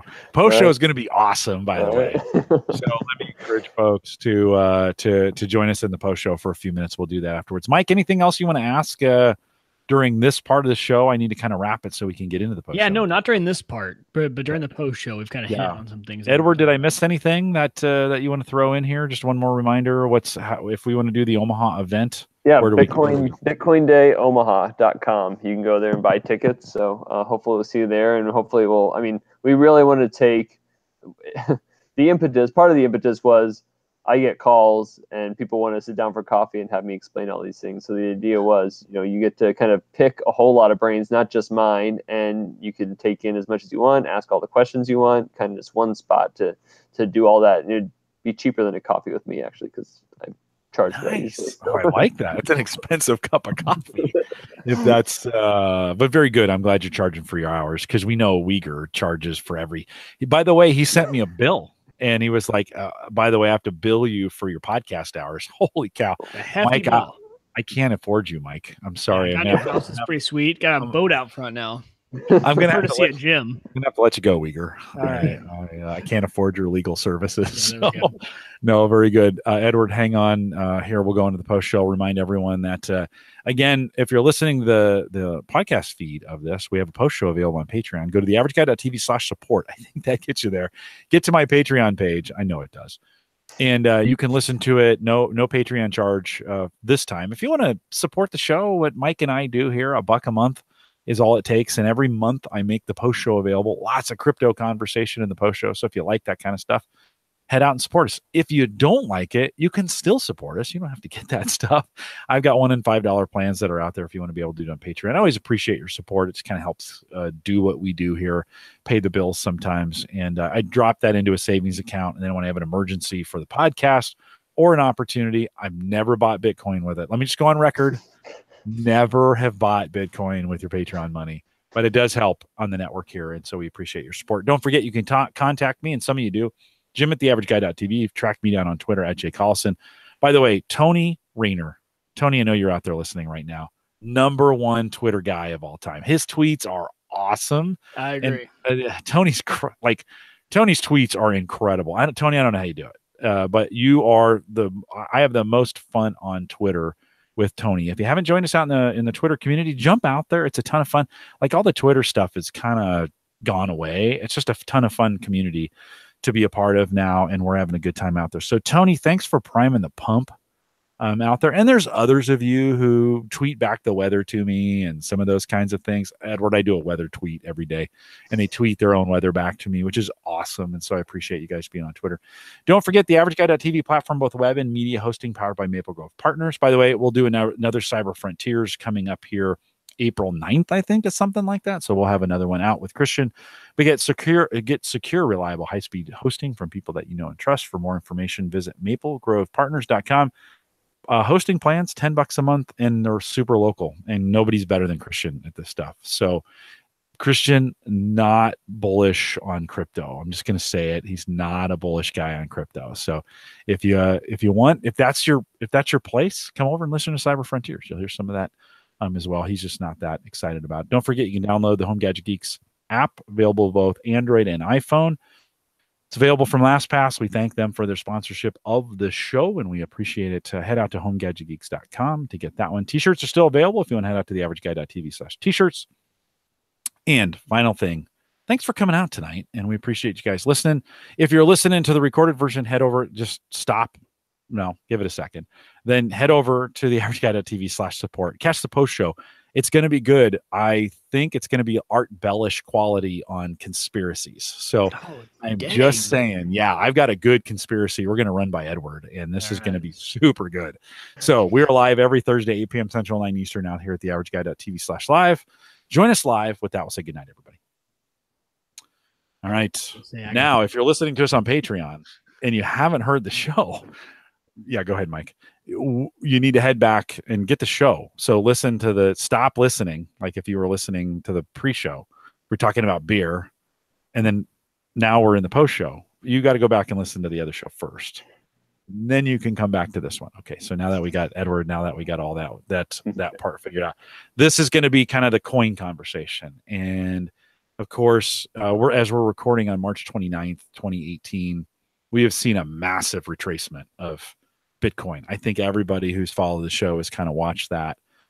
We've backed up 7,000, I think, today. By the way, Mike said on during the show that CNBC, I have never seen more negative coverage than I've seen in the last 2 days. It's been crazy. Just how much the regular media, I think, has jumped on this. There's been little bits here and there. Do you think, this is part of my conspiracy theory a little bit, do you think there's a coordinated effort going on in media to kind of bring that price down even more for folks who, there's a lot of big Bitcoin and altcoin owners out there that this is a little bit of the conspiracy, is that this is good for them. They want to push these prices down so they can consolidate the market and buy back in at a lower price. Does this happen in Wall Street? Absolutely, every single day. Yeah. Probably. So why wouldn't it happen in crypto? Do you think there's, like, it's too odd that all of a sudden all the media outlets have gone negative, and most of the sites that cover crypto have gone negative all at the same time. Like, it's just been kind of crazy. What do you think? That's my conspiracy theory that that's a coordinated attack. So I don't think the average newscaster is probably going to care about the price or own a lot of Bitcoin. If they did, then yeah, I don't see that happening. But I do think that maybe the writers of the shows or the people that control what the content is, like those are more the geeky types. Like, but are they doing it on purpose, or like maybe they want to get in because they missed the last run up and they want to try to drive the price down? But I think the more likely they're probably just doing it because they're really ticked that they lost a lot of money, and like I don't know, they want to make everybody else's life miserable or something. Like it's probably that's what I think would be the most likely scenario in my mind. Yeah. Is they're just really mad and want to make sure the world knows it. Like they got and Carter Thomas, who I alluded to before, you know, he has a very reasonable approach to this. I've really enjoyed his podcast because he's you know, he talks about market consolidations and how money goes from small to large investors. In other words, the market is designed to separate you from, if you're a small investor, the market is really designed to separate you from your money and consolidate that into the bigger investors. And it certainly, in this consolidation phase we're into, and crypto has some ability to be manipulated in some ways from a price perspective. Mm-hmm. And so I've been really cautious. Like, I have stopped selling or trading at all because I'm kind of like, well, you know, I don't understand the manipulation that's going on, and I can't lose any money if I sell. So I think I'm just going to kind of hold at this point and kind of see where the market goes. If they are trying to drive it down, they're trying to drive it down and drive it back up. And so if that's the scenario that's going on, I should just kind of hold through it. And like you said, I've contemplated several times trying to dollar cost average into this thing. And I've kind of made a commitment. I'm going to kick myself for this, but I've kind of made a commitment not to put USD in because I'm mining. And so it's like, that's going to be the mining contributions that I'm making are going to be the investment. I've spent cash on that. Mike and I have had long drawn out arguments over this, so we don't need to beat this dead horse, but that's what I've kind of decided I'm going to do, is continue to let my mining kind of be a part of that. But I do feel like there's a bunch of manipulation going on in this market. And I think people need to be very, very careful if they're out there trying to trade. Well, I think it's the stuff that we're seeing, or what I think I don't have a great, I don't really have a great macro vision for this, but I think what I'm seeing is that things are happening. Like I talked about the price going down and then volume on the ATM going down 2 months later, right? So there is one hypothesis where all the stuff that people were talking about when people were able to short now, when it went on SIBO and CME, that you could potentially see the people that shorted it. Like last time we kind of got through the short okay, but that's because I think maybe everybody was trying to adapt really quick and just didn't get it figured out in time. Now we could actually be seeing the short players actually getting their game in action and actually playing the market like they do in the real. Like they do in the real world. Right. Right. Or in the stock market. It's all the real world. It's not like we live in the Matrix. But this kind of things happens on Wall Street all the time. Like, I mean, I think we would be foolish to think that some of the same manipulation patterns. In fact, what I'm seeing is a tendency from analysts to treat crypto a little bit or a lot bit like gold or like the S&P 500 in a way they do analysis on it. You're in the space. Can you analyze the crypto market like you analyze the S&P 500 or like you analyze gold, and why or why not? Those are two different questions. So gold, I don't think it has really any comparisons between them. I think the gold market is boring and silver market's boring. Like there's no action there. But there's a lot of manipulation. It's depending on who you listen to. Right. So because at the end of the day, like all the gold stuff is either one, you have like an ETF that is tied to the price that may or may not relate to any actual inventory, or two, you have the inventory, but who's actually going to go verify that you actually have, some of the, like if you're trading based on the numbers that get really conspiratorial, and a lot of people in this space are conspiratorial in the gold world. So does the Fed really have, does the Swiss government really have, right? So all of that, like there's no way to check. Blockchain, you have a way to check what's out there, who has what in their wallets. And so anyways, I don't think it's comparable to gold. In terms of the market, the stock market, and you talk about like penny stocks or small caps, especially. Yeah, I think that's a lot more like our size and our space in the just where we are at in the growth curve. And so, yes, in that regard. The difference, I think, is you have a different, like we talked about, who's your audience or who's holding.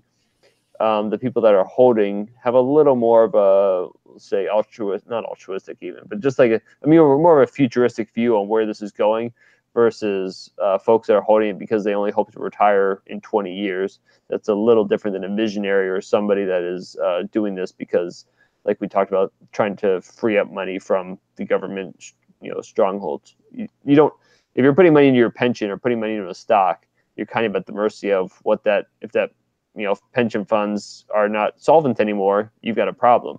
Versus Bitcoin is a little bit of a millennial maybe that is buying this for a much longer horizon than just their death even maybe. Yeah. So. Do you think there's a single millennial that's buying it for long term?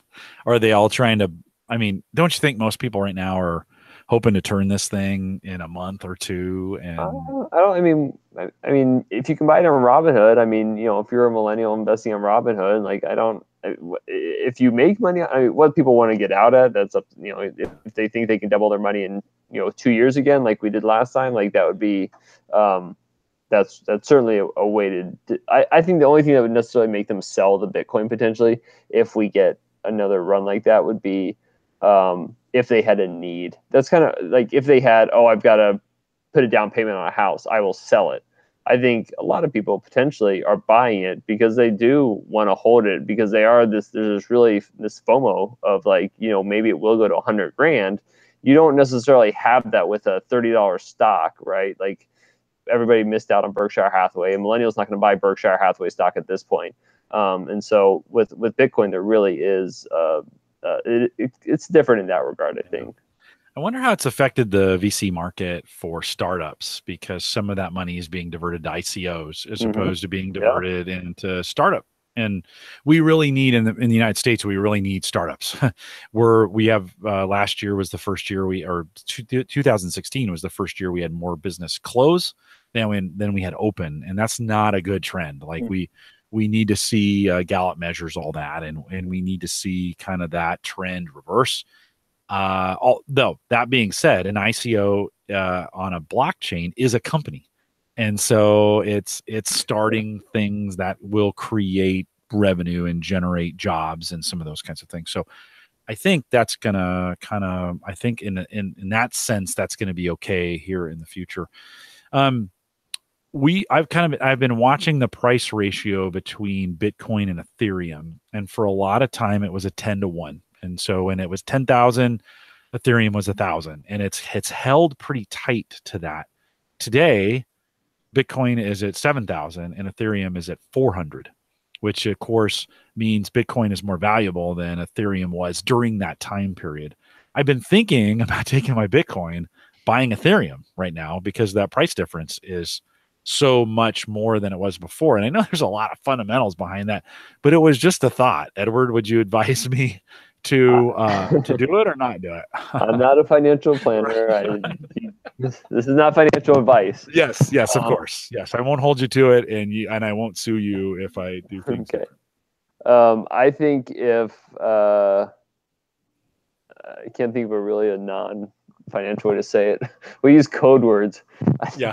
I think if you were considering putting some fiat into the smaller one, then that's what I would do. I wouldn't take money out of a market that you hope goes up. I think you're just helping the demise of that market. And so if you think fundamentally it's a good time to buy or a good play because of that particular ratio, then I would put new money into the market. Okay, as opposed to swapping one for another. Yeah. Uyghur, you got any thoughts on that? It's all value to you, right? Like if whether you take it out of Bitcoin and put it in there, or whether you take cash, it's all value to you. So but it feels different internally to you, right? Like it feels like, okay, I'm just taking my crypto money and I'm putting it in other crypto money, so I'm not taking my real money. But I think Ethereum is going to be the winner in all this. By the way, at the end of the day, I think Ethereum's, and it's today. I think it's undervalued to where Bitcoin is from a price perspective. It's been pushed down unfairly low based on where I think it resides with Bitcoin. And so in other words, I'm trying to buy low. Yeah. Right. And use Bitcoin has held its value better than any of the other coins. And so from a value perspective, if you're going to buy low and sell high, Right. that's just, you could make the same argument for Litecoin right now, right? It has been beat up. Now, I don't know if Litecoin has the same future that Ethereum does from a usage standpoint, but the Ethereum network's got a lot going for it. And it's just one of those kinds of things where I'm kind of thinking, do I trade value to buy low? And I think that value is artificially low. Yeah, I don't know if that metric is what you would look at. I think if you sell your Bitcoin at this price, assuming it's lower than what you bought it at, then you're still losing money if the end game is dollars, right? Comparing it to a different currency and then saying, oh, it's a good deal. Like there's always like, just because something's low does not mean it's a good deal necessarily. So my Bitcoin is all generated. So it's a weird, like I'm in a weird spot where I've never put fiat in, US dollars into that. It's all been generated through NiceHash or whatever I've converted on Mining Pool Hub. And if you at a larger level, if everybody had that same idea, then if you trade one for the other, or if you aren't adding external value to the market, then it hurts everybody. Because if everybody were to start to just use what they had in there and they weren't putting new money in, then it doesn't really help the economy as a whole. And so you are helping yourself by putting new money in, because you're encouraging other people that new money's coming in, And let's be honest, that's what matters, right? Because I'm being good to myself, right? I don't care about it. Just gonna say, I was like, but who cares about the economy as a whole, besides people who are in the business of the economy as a whole? Well, Edward, no, and Edward, I understand. Like where we're struggling today is that the flow of dollars, the flow of fiat has stopped coming into this market, and we are trading a lot just with what's there, right? Mm-hmm. And we're still, I think some is still coming in, but the trickle is so small that it's not having a major movement on the market, and you have people exiting thinking like, oh, this is it, I want to get out before it gets really bad. So that's driving the price down. So I totally get it. Like if we're in this space and we have hope for it, we've got to get new money, right? New money has to come in. So if you look at, again, you go back to Tether and look at that chart, and when you say new money is like, if Tether's price fluctuated, which the whole point is that it doesn't fluctuate, it's always $1. If Tether's price fluctuated, then Tether would be doing really well, because volume has just been pretty crazy recently. And so that's why there is some hope that, looking at that there's that the money hasn't gone all the way out of the system. The problem is it's not going any coins that rally, because its price doesn't change, and so you don't have a rally for everybody to get behind. And so I think when you say they're trading, that doesn't mean, or trading is different than selling. It doesn't necessarily mean they're selling out of the market. It means they're just trading, which doesn't necessarily help. You're right, but that doesn't mean the money's out of the market, I guess. So what's the reason for Tether to be there if their value doesn't? If they're always priced at $1, are they trying to be the coin that everyone just buys in at? Yeah, well, no, not at all. They're everybody knows you're going to buy with Bitcoin or Litecoin or Ethereum. Like those are all the exchange coins. Right. The advantage of Tether is, conspiracies aside, which we can get into if you really want to, but like the idea is that I don't have to, if I'm done trading on Poloniex or whatever, and I don't want to wire money back to my bank account, pay that fee, and then wire it someday in a week, and I miss the market because I'm wiring my money, and that takes a while. This is an instant trade to keep it in an exchange, or keep it in cryptocurrency, so I can get back in right away and don't have to, like all the people that were hiding their money in crypto at the end of the year in December, right, when the run up happened. So there's probably going to be another run up at the end of the year, because people are all going to be putting their money away for tax purposes. So like all that money that was hidden at the end of the year, people don't want it back in their bank account, because then they've got to pay taxes on it. So that's kind of what Tether is. So they put it in Tether, and it's just a coin. That's why my point is, like, why Tether compared to Litecoin or Ethereum? Because it's stable. Tether is, yeah, that's what everybody, so people don't think long term that Tether is going to be the stable coin, but everybody wants a stable coin. They want something that ties to the dollar so that they can. It's a money market account, right? Basically, yeah. It's a money laundering account, but Well, yeah, sure. Yeah, well, I mean, there's no other use case for it besides parking money. It has no future value going up. But it is because you can get back in right away when you see the market moving, which you can't do with wires. You can't do with ACHs. Like once you get your money out, transfer in Coinbase, I can be in 7 days. No, no, instant transfer. Like I can literally be in and going in seconds. Like it's instant. It happens. But that's because we have Coinbase. Like we're in the U.S. We're privileged to have that. And then two, like you said, like it's not. It is a way to not. There's paper records for all those Coinbase transactions. Yeah, no, I'm not saying money laundering is a bad thing necessarily. I'm just saying like that's what the purpose is. It is just to go on the record because the NSA is listening. Money laundering is a bad thing. On the record. Yeah, no, I'm not saying the purpose of that for Tether should bring them down. I don't want anybody knocking on my door. Outside the U.S., I can see it, but if you have Coinbase, there's, but I get it. Yeah. There's a use case for it. When a guy in goggles and a black suit breaks my door down tonight and says, "Where's Uyghur's house?" I'm not going to give you up, Mike. I'm just saying. Thank you. You can tell him. No. The concept though, I do like the concept because there is. I mean, I've used besides the reporting, right? I've used a money market account to my advantage when I know I want to take funds out of the stock market and get them stable because I'm feeling, rather than trying to short, which you can't do really in an IRA or a 401k, right? You don't do that kind of stuff. But you can, if you feel like the market's going to drop, you can move it into cash. And that's a way of locking in your profit at that point to then when the market dips, you've actually made money sort of on that, on that dip. And I've actually been super successful with that a couple years out of the last 5. In fact, this year is one of them. So I need to buy Gallup stock. I moved that money into a cash account back at the end of the year when things were pretty high. Now it got even higher, but it's lower now. Right, and there's been crazy volatility, right, in the US stock market. And so I'm pretty happy with my decision to move it into cash where it's super stable and I'm not experiencing that volatility of the market. And it has gone lower than it was when I put it into cash. So I'm pretty happy with that. It's going to buy Gallup stock here at the beginning of April. That's super stable. We only value that one time a year. So that puts it in a really nice, stable position. And so for me, this year has worked out really well. I also, and I hadn't really thought all the way through Tether. So this is helpful for me. I'm going to kind of check it out. I have at times thought about, okay, where can I'm done with, I want to sell, but I'm not ready to buy another coin at this point. There's nothing I want, but I want to put it in something where the value stays the same. And I want to keep it on that exchange just for convenience. Well, Tether's probably the right way to do it then, right?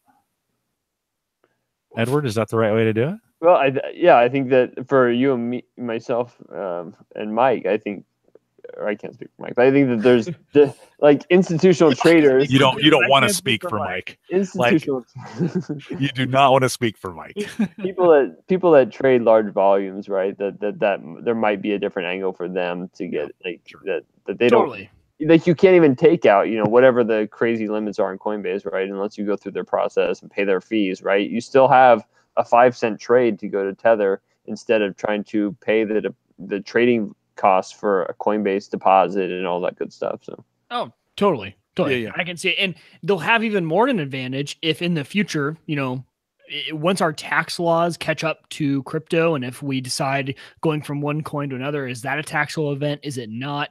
They could really have a big advantage there if they have established themselves as the money market account of crypto. Then if going from coin to coin does not trigger or does trigger a taxable event, they could have a big market there. So I could totally see the future play for Tether as almost like as a business. And you're right, for bigger organizations, it could totally have a play currently.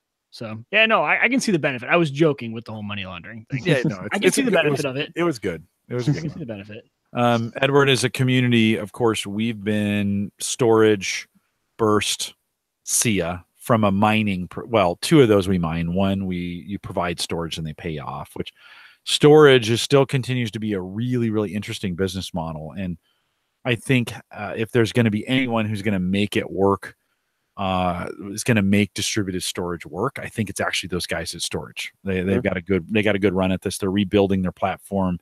They've hired a new CEO who's like an adult, and and they're who knows something. So they're doing some cool things. But in the community here, at least the folks I've been talking to, we are in everybody's Bitcoin, Ethereum, Litecoin. Those are stuff people are buying. We've also I've heard Ripple, be one of those that folks have gotten into from a coin perspective. Tron has been something Mike and I have kind of gotten because it sounded cool, right? It sounded cool. And actually, I think it's still got a little bit of chance in it. Digicoin is one I've been working on. When you think of those, as I'm mentioning kind of those, do you get into are you into that kind of the coin level buying, selling, trading? Are you interested in that at all? I have, my issue is I kind of spent all my money on that. Like I used to do it a lot, but I am an eternal hodler, I guess. And so I've kind of have all my holdings in there that I want to, and I don't really like, I've made some money on some of them, but at this point, I think I'm kind of burnt out on the idea of all the, like Tron even. I mean, Tron is a great example of like, is the founder really going to do what he said? Is it, is the team going to disappear? Crap. I'm trying to look this other one up there. It starts with an E and Electronium. No, Electronium. I like Electronium, but mainly because it was the first British cryptocurrency. That's ETN, right? I think Dave McCabe, right? Isn't that ETN? Isn't that I don't know what that. I think it is. McCabe and some other guys. They got into that without Mike and I doing. Mike, you didn't do Electronium, did you? I didn't, but Dave was really into it. Dave's still very into it. So Electronium has shown up in our community quite a bit. So it had what was it? It was a hack and a drop a little while back, and since that happened, I think after that it was a good time to pick some up. I think I might have averaged down even, but if you got stuck during that time, that was bad news for you. So yeah. Well, that's the market right now, right? You can't, you should have no illusions that this stuff is safe. Like it's a gamble. You're just messing around with this really crazy stuff, right? Yeah. So I like I'll plug Nexus just because I was talking to some folks today, and they have relationships with some of the founders there, and it sounds like it's pretty decently funded. So that's what I'm looking at now. Carter Thomas loves the devs. He loves talking to the devs and investing in those that have a strong dev team and a strong community behind it. You think that's, to me, that seems to make the most sense. Like, just don't buy and sell these things like they're trading cards, and it's Jose Canseco, right? It's like there are people behind these things, and you can get some information. It's hard, but you can get to know some people behind this, right? There is research you can do to kind of make some determinations on what the dev team is doing. That doesn't always guarantee anything. Right. I mean, you had Ship, SHYP, not a coin startup. They went belly up today or just the other day. And so, I mean, there's, even if you're venture backed, or you have a great team or, solid founder or whatever, doesn't mean you're not going to go belly up. But I mean, I think the difference is the team. If you know the team, I guess and actually trust them, it's less likely to go anywhere than if you're some Chinese, like even stuff like EOS hasn't ever manifested itself yet. Like that seems to be forever in the making. And then crap, I forget what it is. Neo, yeah, thank you. Yeah. Neo, I mean, will that ever gain any traction outside of China? I don't know. So stuff like that. I don't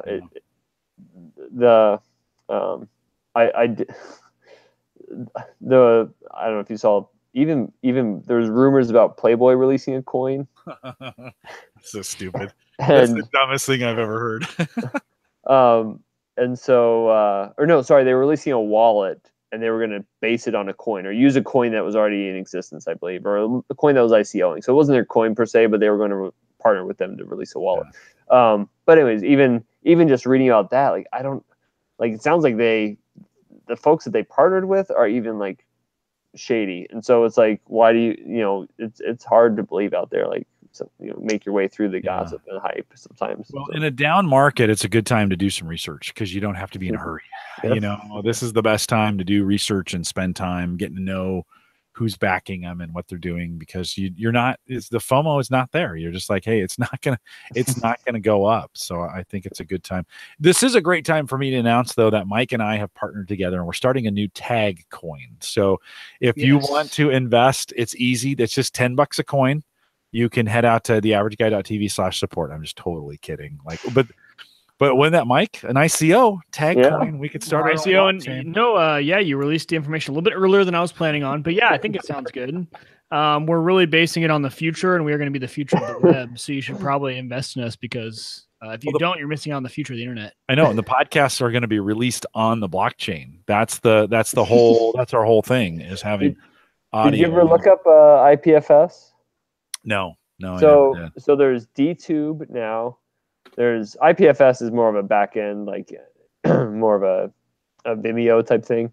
IPFS, DTube, and BitChute are all media hosting companies, blockchain based. So a peer-to-peer hypermedia protocol to make the web faster, safer, and more open. But BitChute is actually, BitChute's basically, and DTube are both. BitChute seems to be gaining more traction, but both of them you're seeing more in like Twitter posts about like, watch our show here instead of YouTube. So there could be, when we think about video distribution and keeping track of all that and all those pieces, there could be a nice disruption for YouTube. There's enough people that are pissed at it right now, especially content creators, that if somebody came along with a really smart solution and can make it work, and then could share those profits through a coin, and that was distributed and open and honest, and everybody saw, like today, you really don't know. You have to trust Google that you're getting the right numbers. And even, they just arbitrarily decide, like, okay, we're cutting your pay. Sorry, providers, you're done. And just like Steam it. They, there's a chance there to disrupt Medium and WordPress potentially. So somebody should and could. Although I don't know if WordPress needs to be disrupted. It's like, it's not it powers a third of the web, but it's not the behemoth holding people down type company that. I think, but from a security perspective of like people not taking care of their WordPress installs. You have a very valid point. There, Kenneth asked in the chat room, any thoughts on proof of stake coins like Navcoin? Seems like a unique strategy. I think I am not a fan of Bitcoin going proof of stake. I'm not even a fan of Ethereum going proof of stake, but it is what it is. But I think that for most blockchains, proof of stake is probably the better option, the way to go. And also because I can stake too, so I get, it's beneficial for me directly. But in terms of scalability or adoption, I think proof of stake is much more logical. I had a good opportunity. You just said proof of stake, and next week is the big barbecue show. So we're having the guys on, Mark, Mike Uyghur, and myself talking meat and steak. And I could have promoted that thing at the end of the show and said, hey, we got a big barbecue. This is how we're tying Bitcoin and barbecue. Proof of stake. Yes. Darn it, I missed it. Well, we got it in this part of the show. So excited for next week. Do you do any grilling? Are you a grill guy? Do you like doing it? Not really. No, I'm not very good at it. I usually burn stuff. Well, it's an art, and some guys are better than others, and I enjoy doing it. We just talked tonight. I was talking to my wife and I about planning some meals, and now that summer's coming, we can grill on we can do all our grilling on a Saturday night, and then refrigerate it, and then be able to kind of eat those meals. Grilling meals are great that way. In fact, sometimes they get tastier as they sit in the fridge. Mhm. And so we were just starting to plan like, okay, how do we get more grill? How do we do more grilling? It's really weird going from kids to no kids. And it's a whole different meal plan when it's just the two of you. And we are grappling with it and we're sucking at it, to be honest with you. We are not doing it very well. And so we've been eating out a lot and we get a lot of pizza and a lot of Chinese. And I said to her the other night, I was like, I can't do this anymore. My stomach is just a wreck from eating. It sounds fun, but it's really not. You should name your show next week Proof of Steak then. Oh, that's a great idea. Yeah. Proof of, all right, guys, that's it. Next week's show, Proof of Steak. Man, that's so good. That is so good. Have you learned anything through your podcast? Or I know you've got 9, you said you had 9 subscribers. 9, yeah. I think it'll be trying to get obviously that is the biggest thing I've learned. It's like trying to get the word out is the challenge. We're still trying to figure, is there even a need for this, right? Are people listening to podcasts to find out, like, why don't they just go to the meetup.com page and find it, So we haven't really gone full throttle with the people we've interviewed.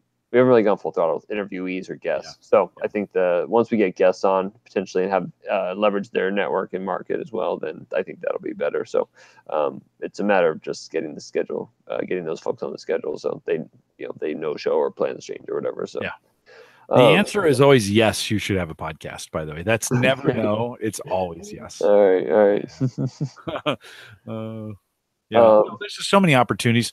Edward, even if you're just another Bitcoin show, right? You always bring you yourself and your partners and the guests always bring a unique perspective. And so, continue it takes a while to grow them, the conference that you're doing, the Bitcoin Day would be a great day to hand out cards and, get people involved in that and try and get them to listen for sure. And Kyle is, he wants to focus on blockchain, which is fine with me. Yeah. And so I think there might be potentially a niche there where we do just like the hackathon and we go after maybe a more corporate audience than the actual crypto audience, and that's fine. I agree. Like, I think the blockchain is a million times more interesting. The coin side is a million times more fun. Like, that's the dopamine. That's the crazy, risk side. It's super fun. But the blockchain's the real business. Like, it's party in the back, business in the front, right? So blockchain, coins. That's the way. Mike, did you ever have a mullet ever? No. Mike? I had the bowl cut. I had a real strong bowl cut as a kid. Yeah. Edward, did you ever do a mullet? Yeah, bowl cut. No mullet. You're too young. Yeah. You guys are both too young for a mullet. I was going through some yearbooks from the 90s, and apparently the late 80s, early 90s was the mullet phase. I never had one either. Edward and I are probably pretty close in age, actually, I would guess. I bet you are. Yeah. We won't discuss ages here, but we don't give away any trade secrets. But I was looking, I was like, did everybody have a mullet in the 90s? Apparently they did. So, Mike, are you looking with your portfolio? Let's call it that. Okay. Are you thinking about it from time to time, like moving some stuff around, or maybe add some buying some stuff with U.S. currency? Have you thought about it? No, I've been in a straight hold, and it's been for a while. Obviously mining burst, but besides that, no, it's been just a strong hold. And I don't know when that all changed. I don't know if the excitement dropped out of it for me, like we talked about, once the prices started to dip. I don't know what kind of changed, but I've always been kind of a hold, not sell kind of guy. So for me, I think I will hold until that probably hits zero. Really, there's no, I hate to say that, and I shouldn't say that, but that's kind of just always been my mentality on those sort of high risk investments like that. I go in knowing that I could end up with zero, right? Like, that's just kind of, I'd go in knowing that. So it's good to know. Like, if you hit it, you knew it. Yeah. And if I don't and it goes down to zero, then it's okay, cool. Not a big deal. You obviously still don't sell, because maybe in a year someone will pick up one of those old. No, totally. Yeah. Just don't lose. Edward, I cannot tell you how many people I've talked to. I just talked to a guy today, at work. He was like, I had Bitcoin 4 years ago, lost the private keys. Yeah. I've heard that like dozens of times. Like as people know that I've been into crypto, they're like, oh yeah, I had Bitcoin. How much would that $200 be worth now? I'm like, well, maybe about $10,000. Yeah. Somebody's talking to me. I was talking to somebody at Gallup, and they're like, "Oh yeah, Jim talks about it."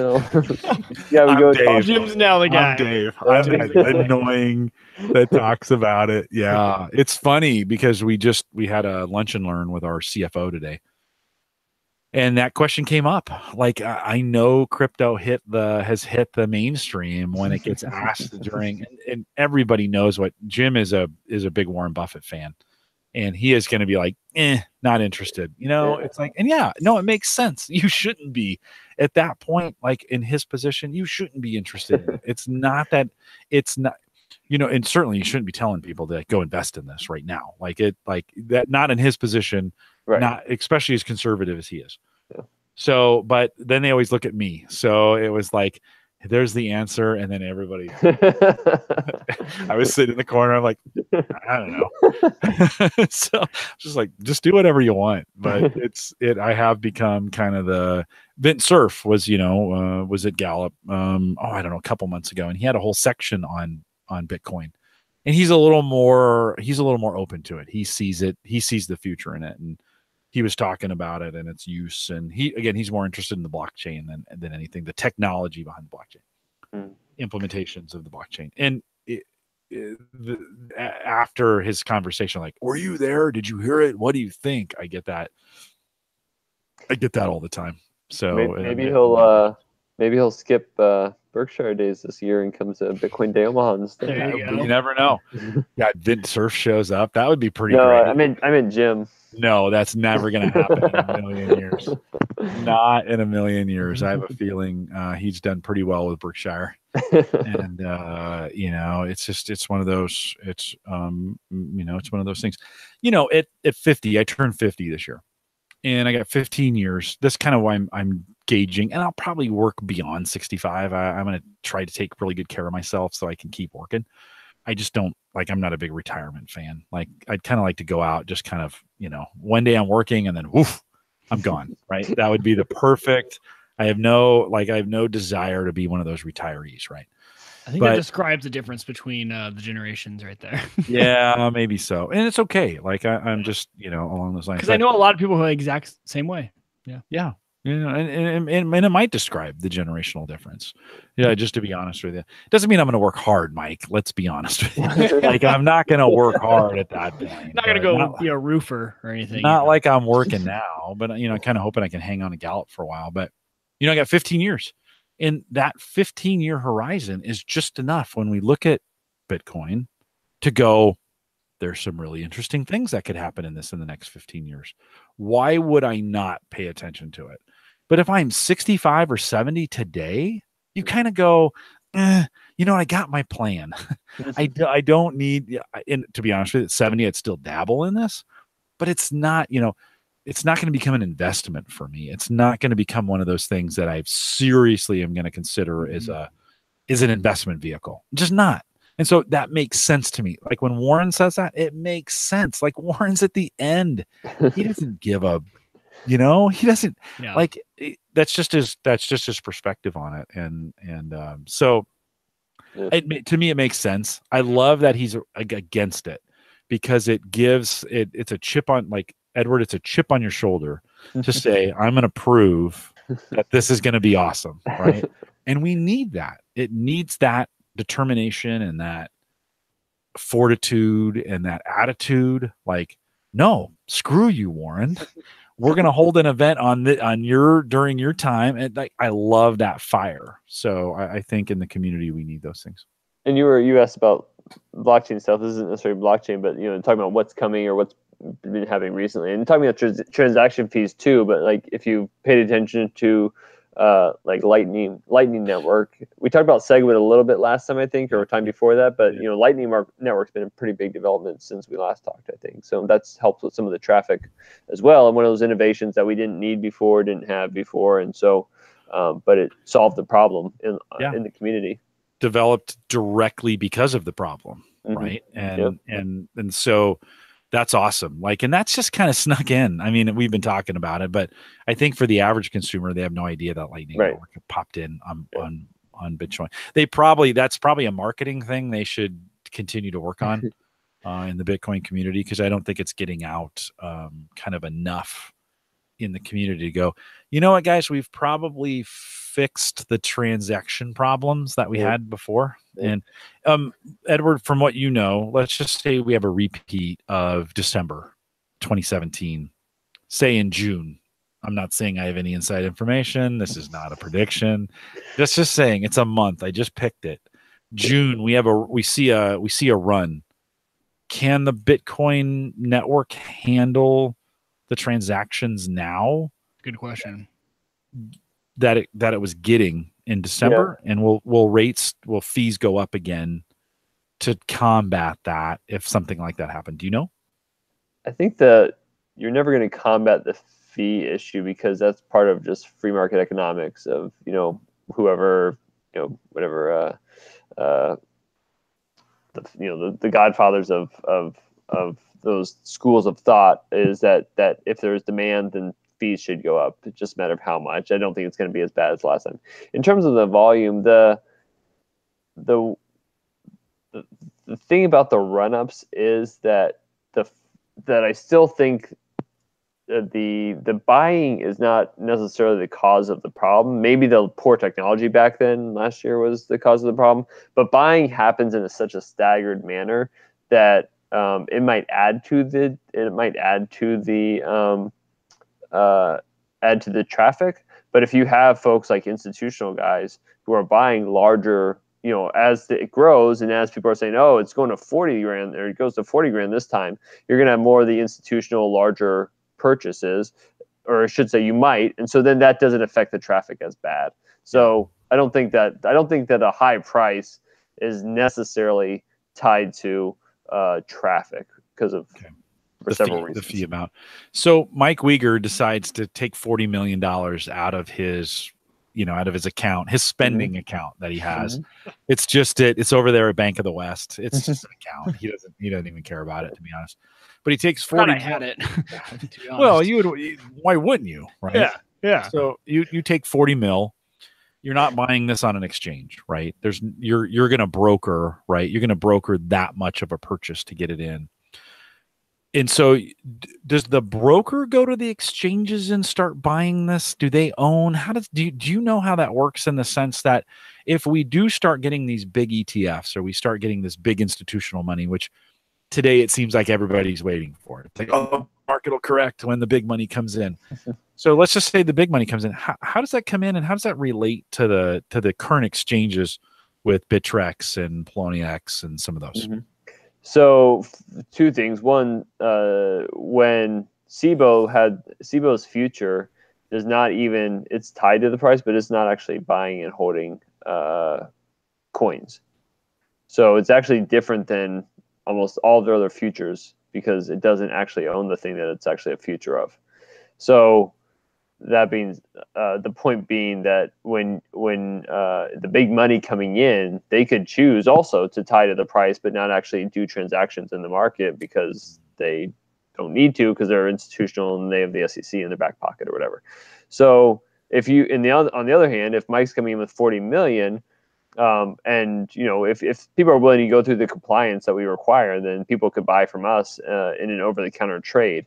But if somebody comes in with 40 million, they're probably going to go to another seller that has 40 million worth of Bitcoin, and it's just going to be there'd be a difference in the network traffic if the guy says, yes, I want to push that order out to markets, and all of a sudden you have like orders filling, right? That's a high volume trade as you fill through that 40 million. That's going to impact the price a lot more. Versus if you say, I just want to buy it, that's pretty much just one transaction, one and done. 40 million Bitcoin goes from the seller over here who was holding it to the buyer over here.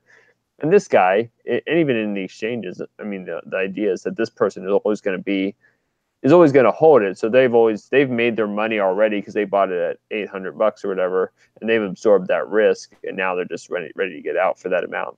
Or you have like two $20 million transactions, but that's not that much volume either. So that's how that would probably happen. And that wouldn't change the exchange rate. It wouldn't. Correct. We wouldn't see a spike. Yeah. I used 40 million because that was the number Nice Hash lost in their fiasco, and I kind of wonder if that's will get absorbed by some institutional user who will take that off their hands. Well, it's probably been. I mean, I doubt it. Anybody that is a legit OTC broker would do due diligence on the customers, and so chances are that, I mean, hopefully they would be watching the addresses, or somebody would check or catch the fact that those addresses. Now, that being said, you put it through a coin mixer, and it's clean, and now you could sell it free and clear. And so there is scenario. I mean, that money might be coming back onto the blockchain, and we just don't realize it. So what's a coin mixer? Coin or tumbler, right? Yeah, that's why. Yeah, same thing, basically. I think the same thing. I don't know if there's how does that work? Difference. I've never heard of that before. How does that work? Go ahead, Mike. You with your money laundering experience, you can. No, and I don't. I mean, the technical details are. I don't know how they work, but essentially you're putting a lot of money in. It's mixing it up in all the addresses that it's sending to, and everyone's money is coming in, and then it distributes it back out. So there's no trace of what money came in led to what money going out. So it's kind of this, like you just said, a tumbler. Everyone's money goes in and it comes back out in a different way, and no one can trace where those funds originated from. The technical side, not sure. Okay. But I just know that especially with the FBI, they've been very interested because that's been the one. They love. They're promoting. Hey, criminals, please use the blockchain because it's great. We can trace exactly where your money went. Now they're trying to figure out how to deal with these tumblers, mixers, sort of things. One step ahead, those criminals. Yeah, always one step ahead. But apparently they're not as sophisticated as they think they are, and they actually are pretty easily traced back. So they're not as good at their job as they seem to be. Not as smart as you thought you were. And I don't know if that was one particular one that they targeted and released, that it was not as secure or working as well as they thought, or if it's the whole all those there's something about the technology in all those, or if it was just one that didn't do a very good job of mixing the coins. True. Yeah, and I don't know. My hope would be that something like that would be hard and not existent, because that's the whole point of blockchain, right? Like if we have these things, then that completely goes against exactly what we like about blockchains, that they're public. We know where funds came from, where they're going to. It's the ledger. It's the one source of truth. If you are a fan of that, if that's what you like about blockchain, these sort of things you hope they don't succeed. I think if you really want to distance your money from any governments, which is not a bad thing, I don't think, then that's pretty much true. But if that's your goal, that's a very different goal than liking the public ledger goal, right? Like those are two very separate goals. So my point was, if you like the goal of public, one source of truth, then you don't like mixers and tumblers. Yeah, if you want to distance yourself from governments, if we want to be a money laundering thing, we just keep coming back to this. I think there's a trend here. I'm not trying to get Bitcoin 6,800 right now. 68. Wow. Yeah, it's broken through. I think it's on its way down for a while, which actually is not bad. I don't think. The Nice Hash, if the debacle is 2 months. They're 2 months into their payoffs, and so far 2 months of paybacks, 10% paybacks in that. I've actually kind of appreciated it because it's forced me to hold on to some Bitcoin. I might have sold it. And actually with the price dropping, I probably should have sold it at some point. But, I just keep seeing, I keep adding to it. My miners add to it. And it goes back to, $50. I have $60. I have 50 again. $60. I got 50 again, and it just keeps, now the good news is the number of Bitcoin I'm holding keeps accumulating. So that's a good, right? I've kind of shifted, Edward, I've kind of shifted my focus from dollar. So I'm trying not to look at US dollar. Good.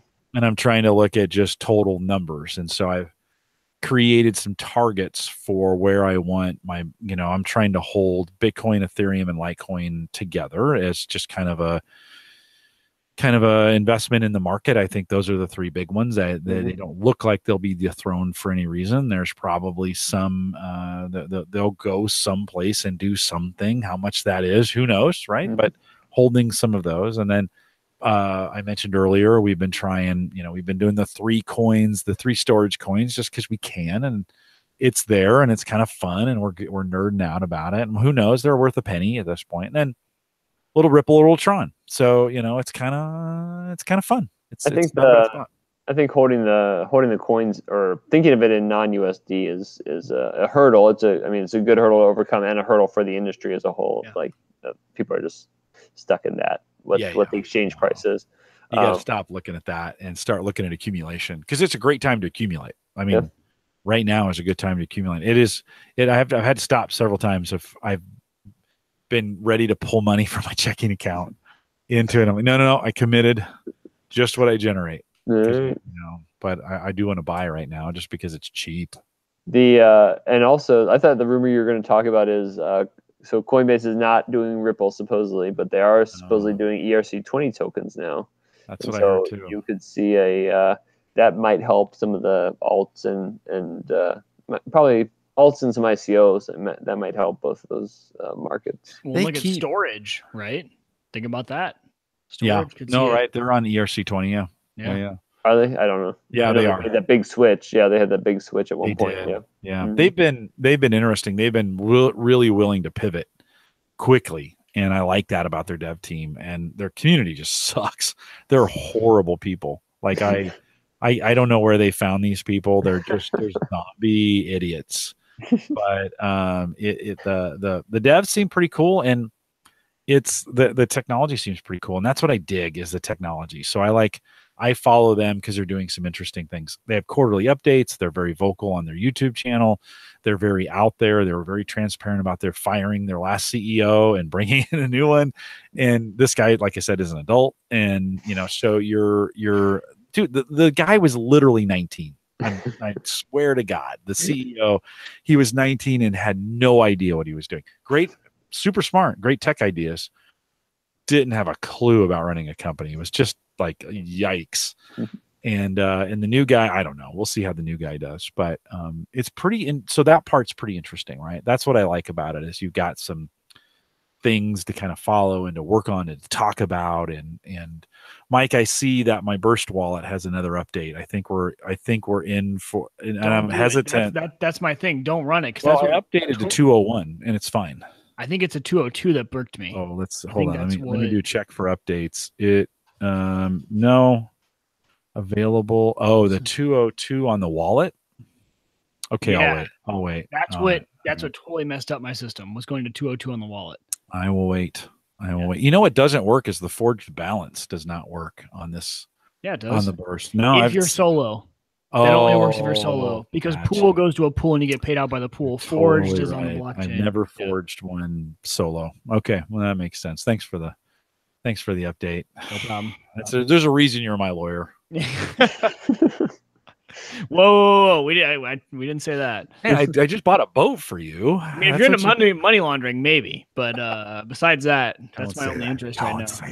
I'm trying to enact as much as I can Google to flag this. No, I know. Do not say that. The NSA is already listening. That's how John listens. Edward, we've kept you long enough, man. Thank you for jumping in here tonight. Super fun. We get better at this each time with you. I get smarter at it each time with you. I agree. And I solved my audio problems more. Oh, dude, sounded good tonight. Yeah, a million times better. No, you are whatever you're using there. Are those Skull Candy headphones? Just regular. Yeah. I had on the Gallup side, I had a customer use Skull Candy, and I'm not typically a big fan of those brand, but the microphone on them was amazing. And really? Yeah. Yeah, I was surprised. Exactly. I'm like, hey, what kind of headphones? What kind of earbuds are those? They're like Skull Candy. I'm like, really? Are you sure? Could you check it? Because I've never had much respect for that brand. But apparently they work pretty well. But Edward, thanks a ton. We'll see if we can. I'll check those dates. That's the day before the Lincoln Half Marathon, so I don't know if I can make it out for that. But I love what you guys are doing, and thanks for kind of being, keeping. I ask you and you say yes. So thank you. Thanks for being a podcast where you keep coming back to, and we appreciate it. It's super interesting. So thanks. Yeah, and maybe you could we could talk about coming out to the blockathon. Maybe you could come and when's the blockathon? 13th through the 15th of April. Of couple weeks of April, and that's going to be at your office. No, it's gonna be in Lincoln and Fuse. In Lincoln, okay, 13. Shoot me a note. Yeah, shoot me on my Gallup account, and I'd love maybe just even stop by and see what's going on and just kind of check in and those kinds of things. So, cool. Anyways, hey, Edward, we'll let you go. Hang on for me for just 1 second. If you're listening live, we're going to let you guys go. Just a few of you out there. But Ken and Peter, thanks for hanging on late. You guys must be doing homework or something. I don't know why you would stay around this late, but you did. Thanks for coming out. We'll see you guys next week.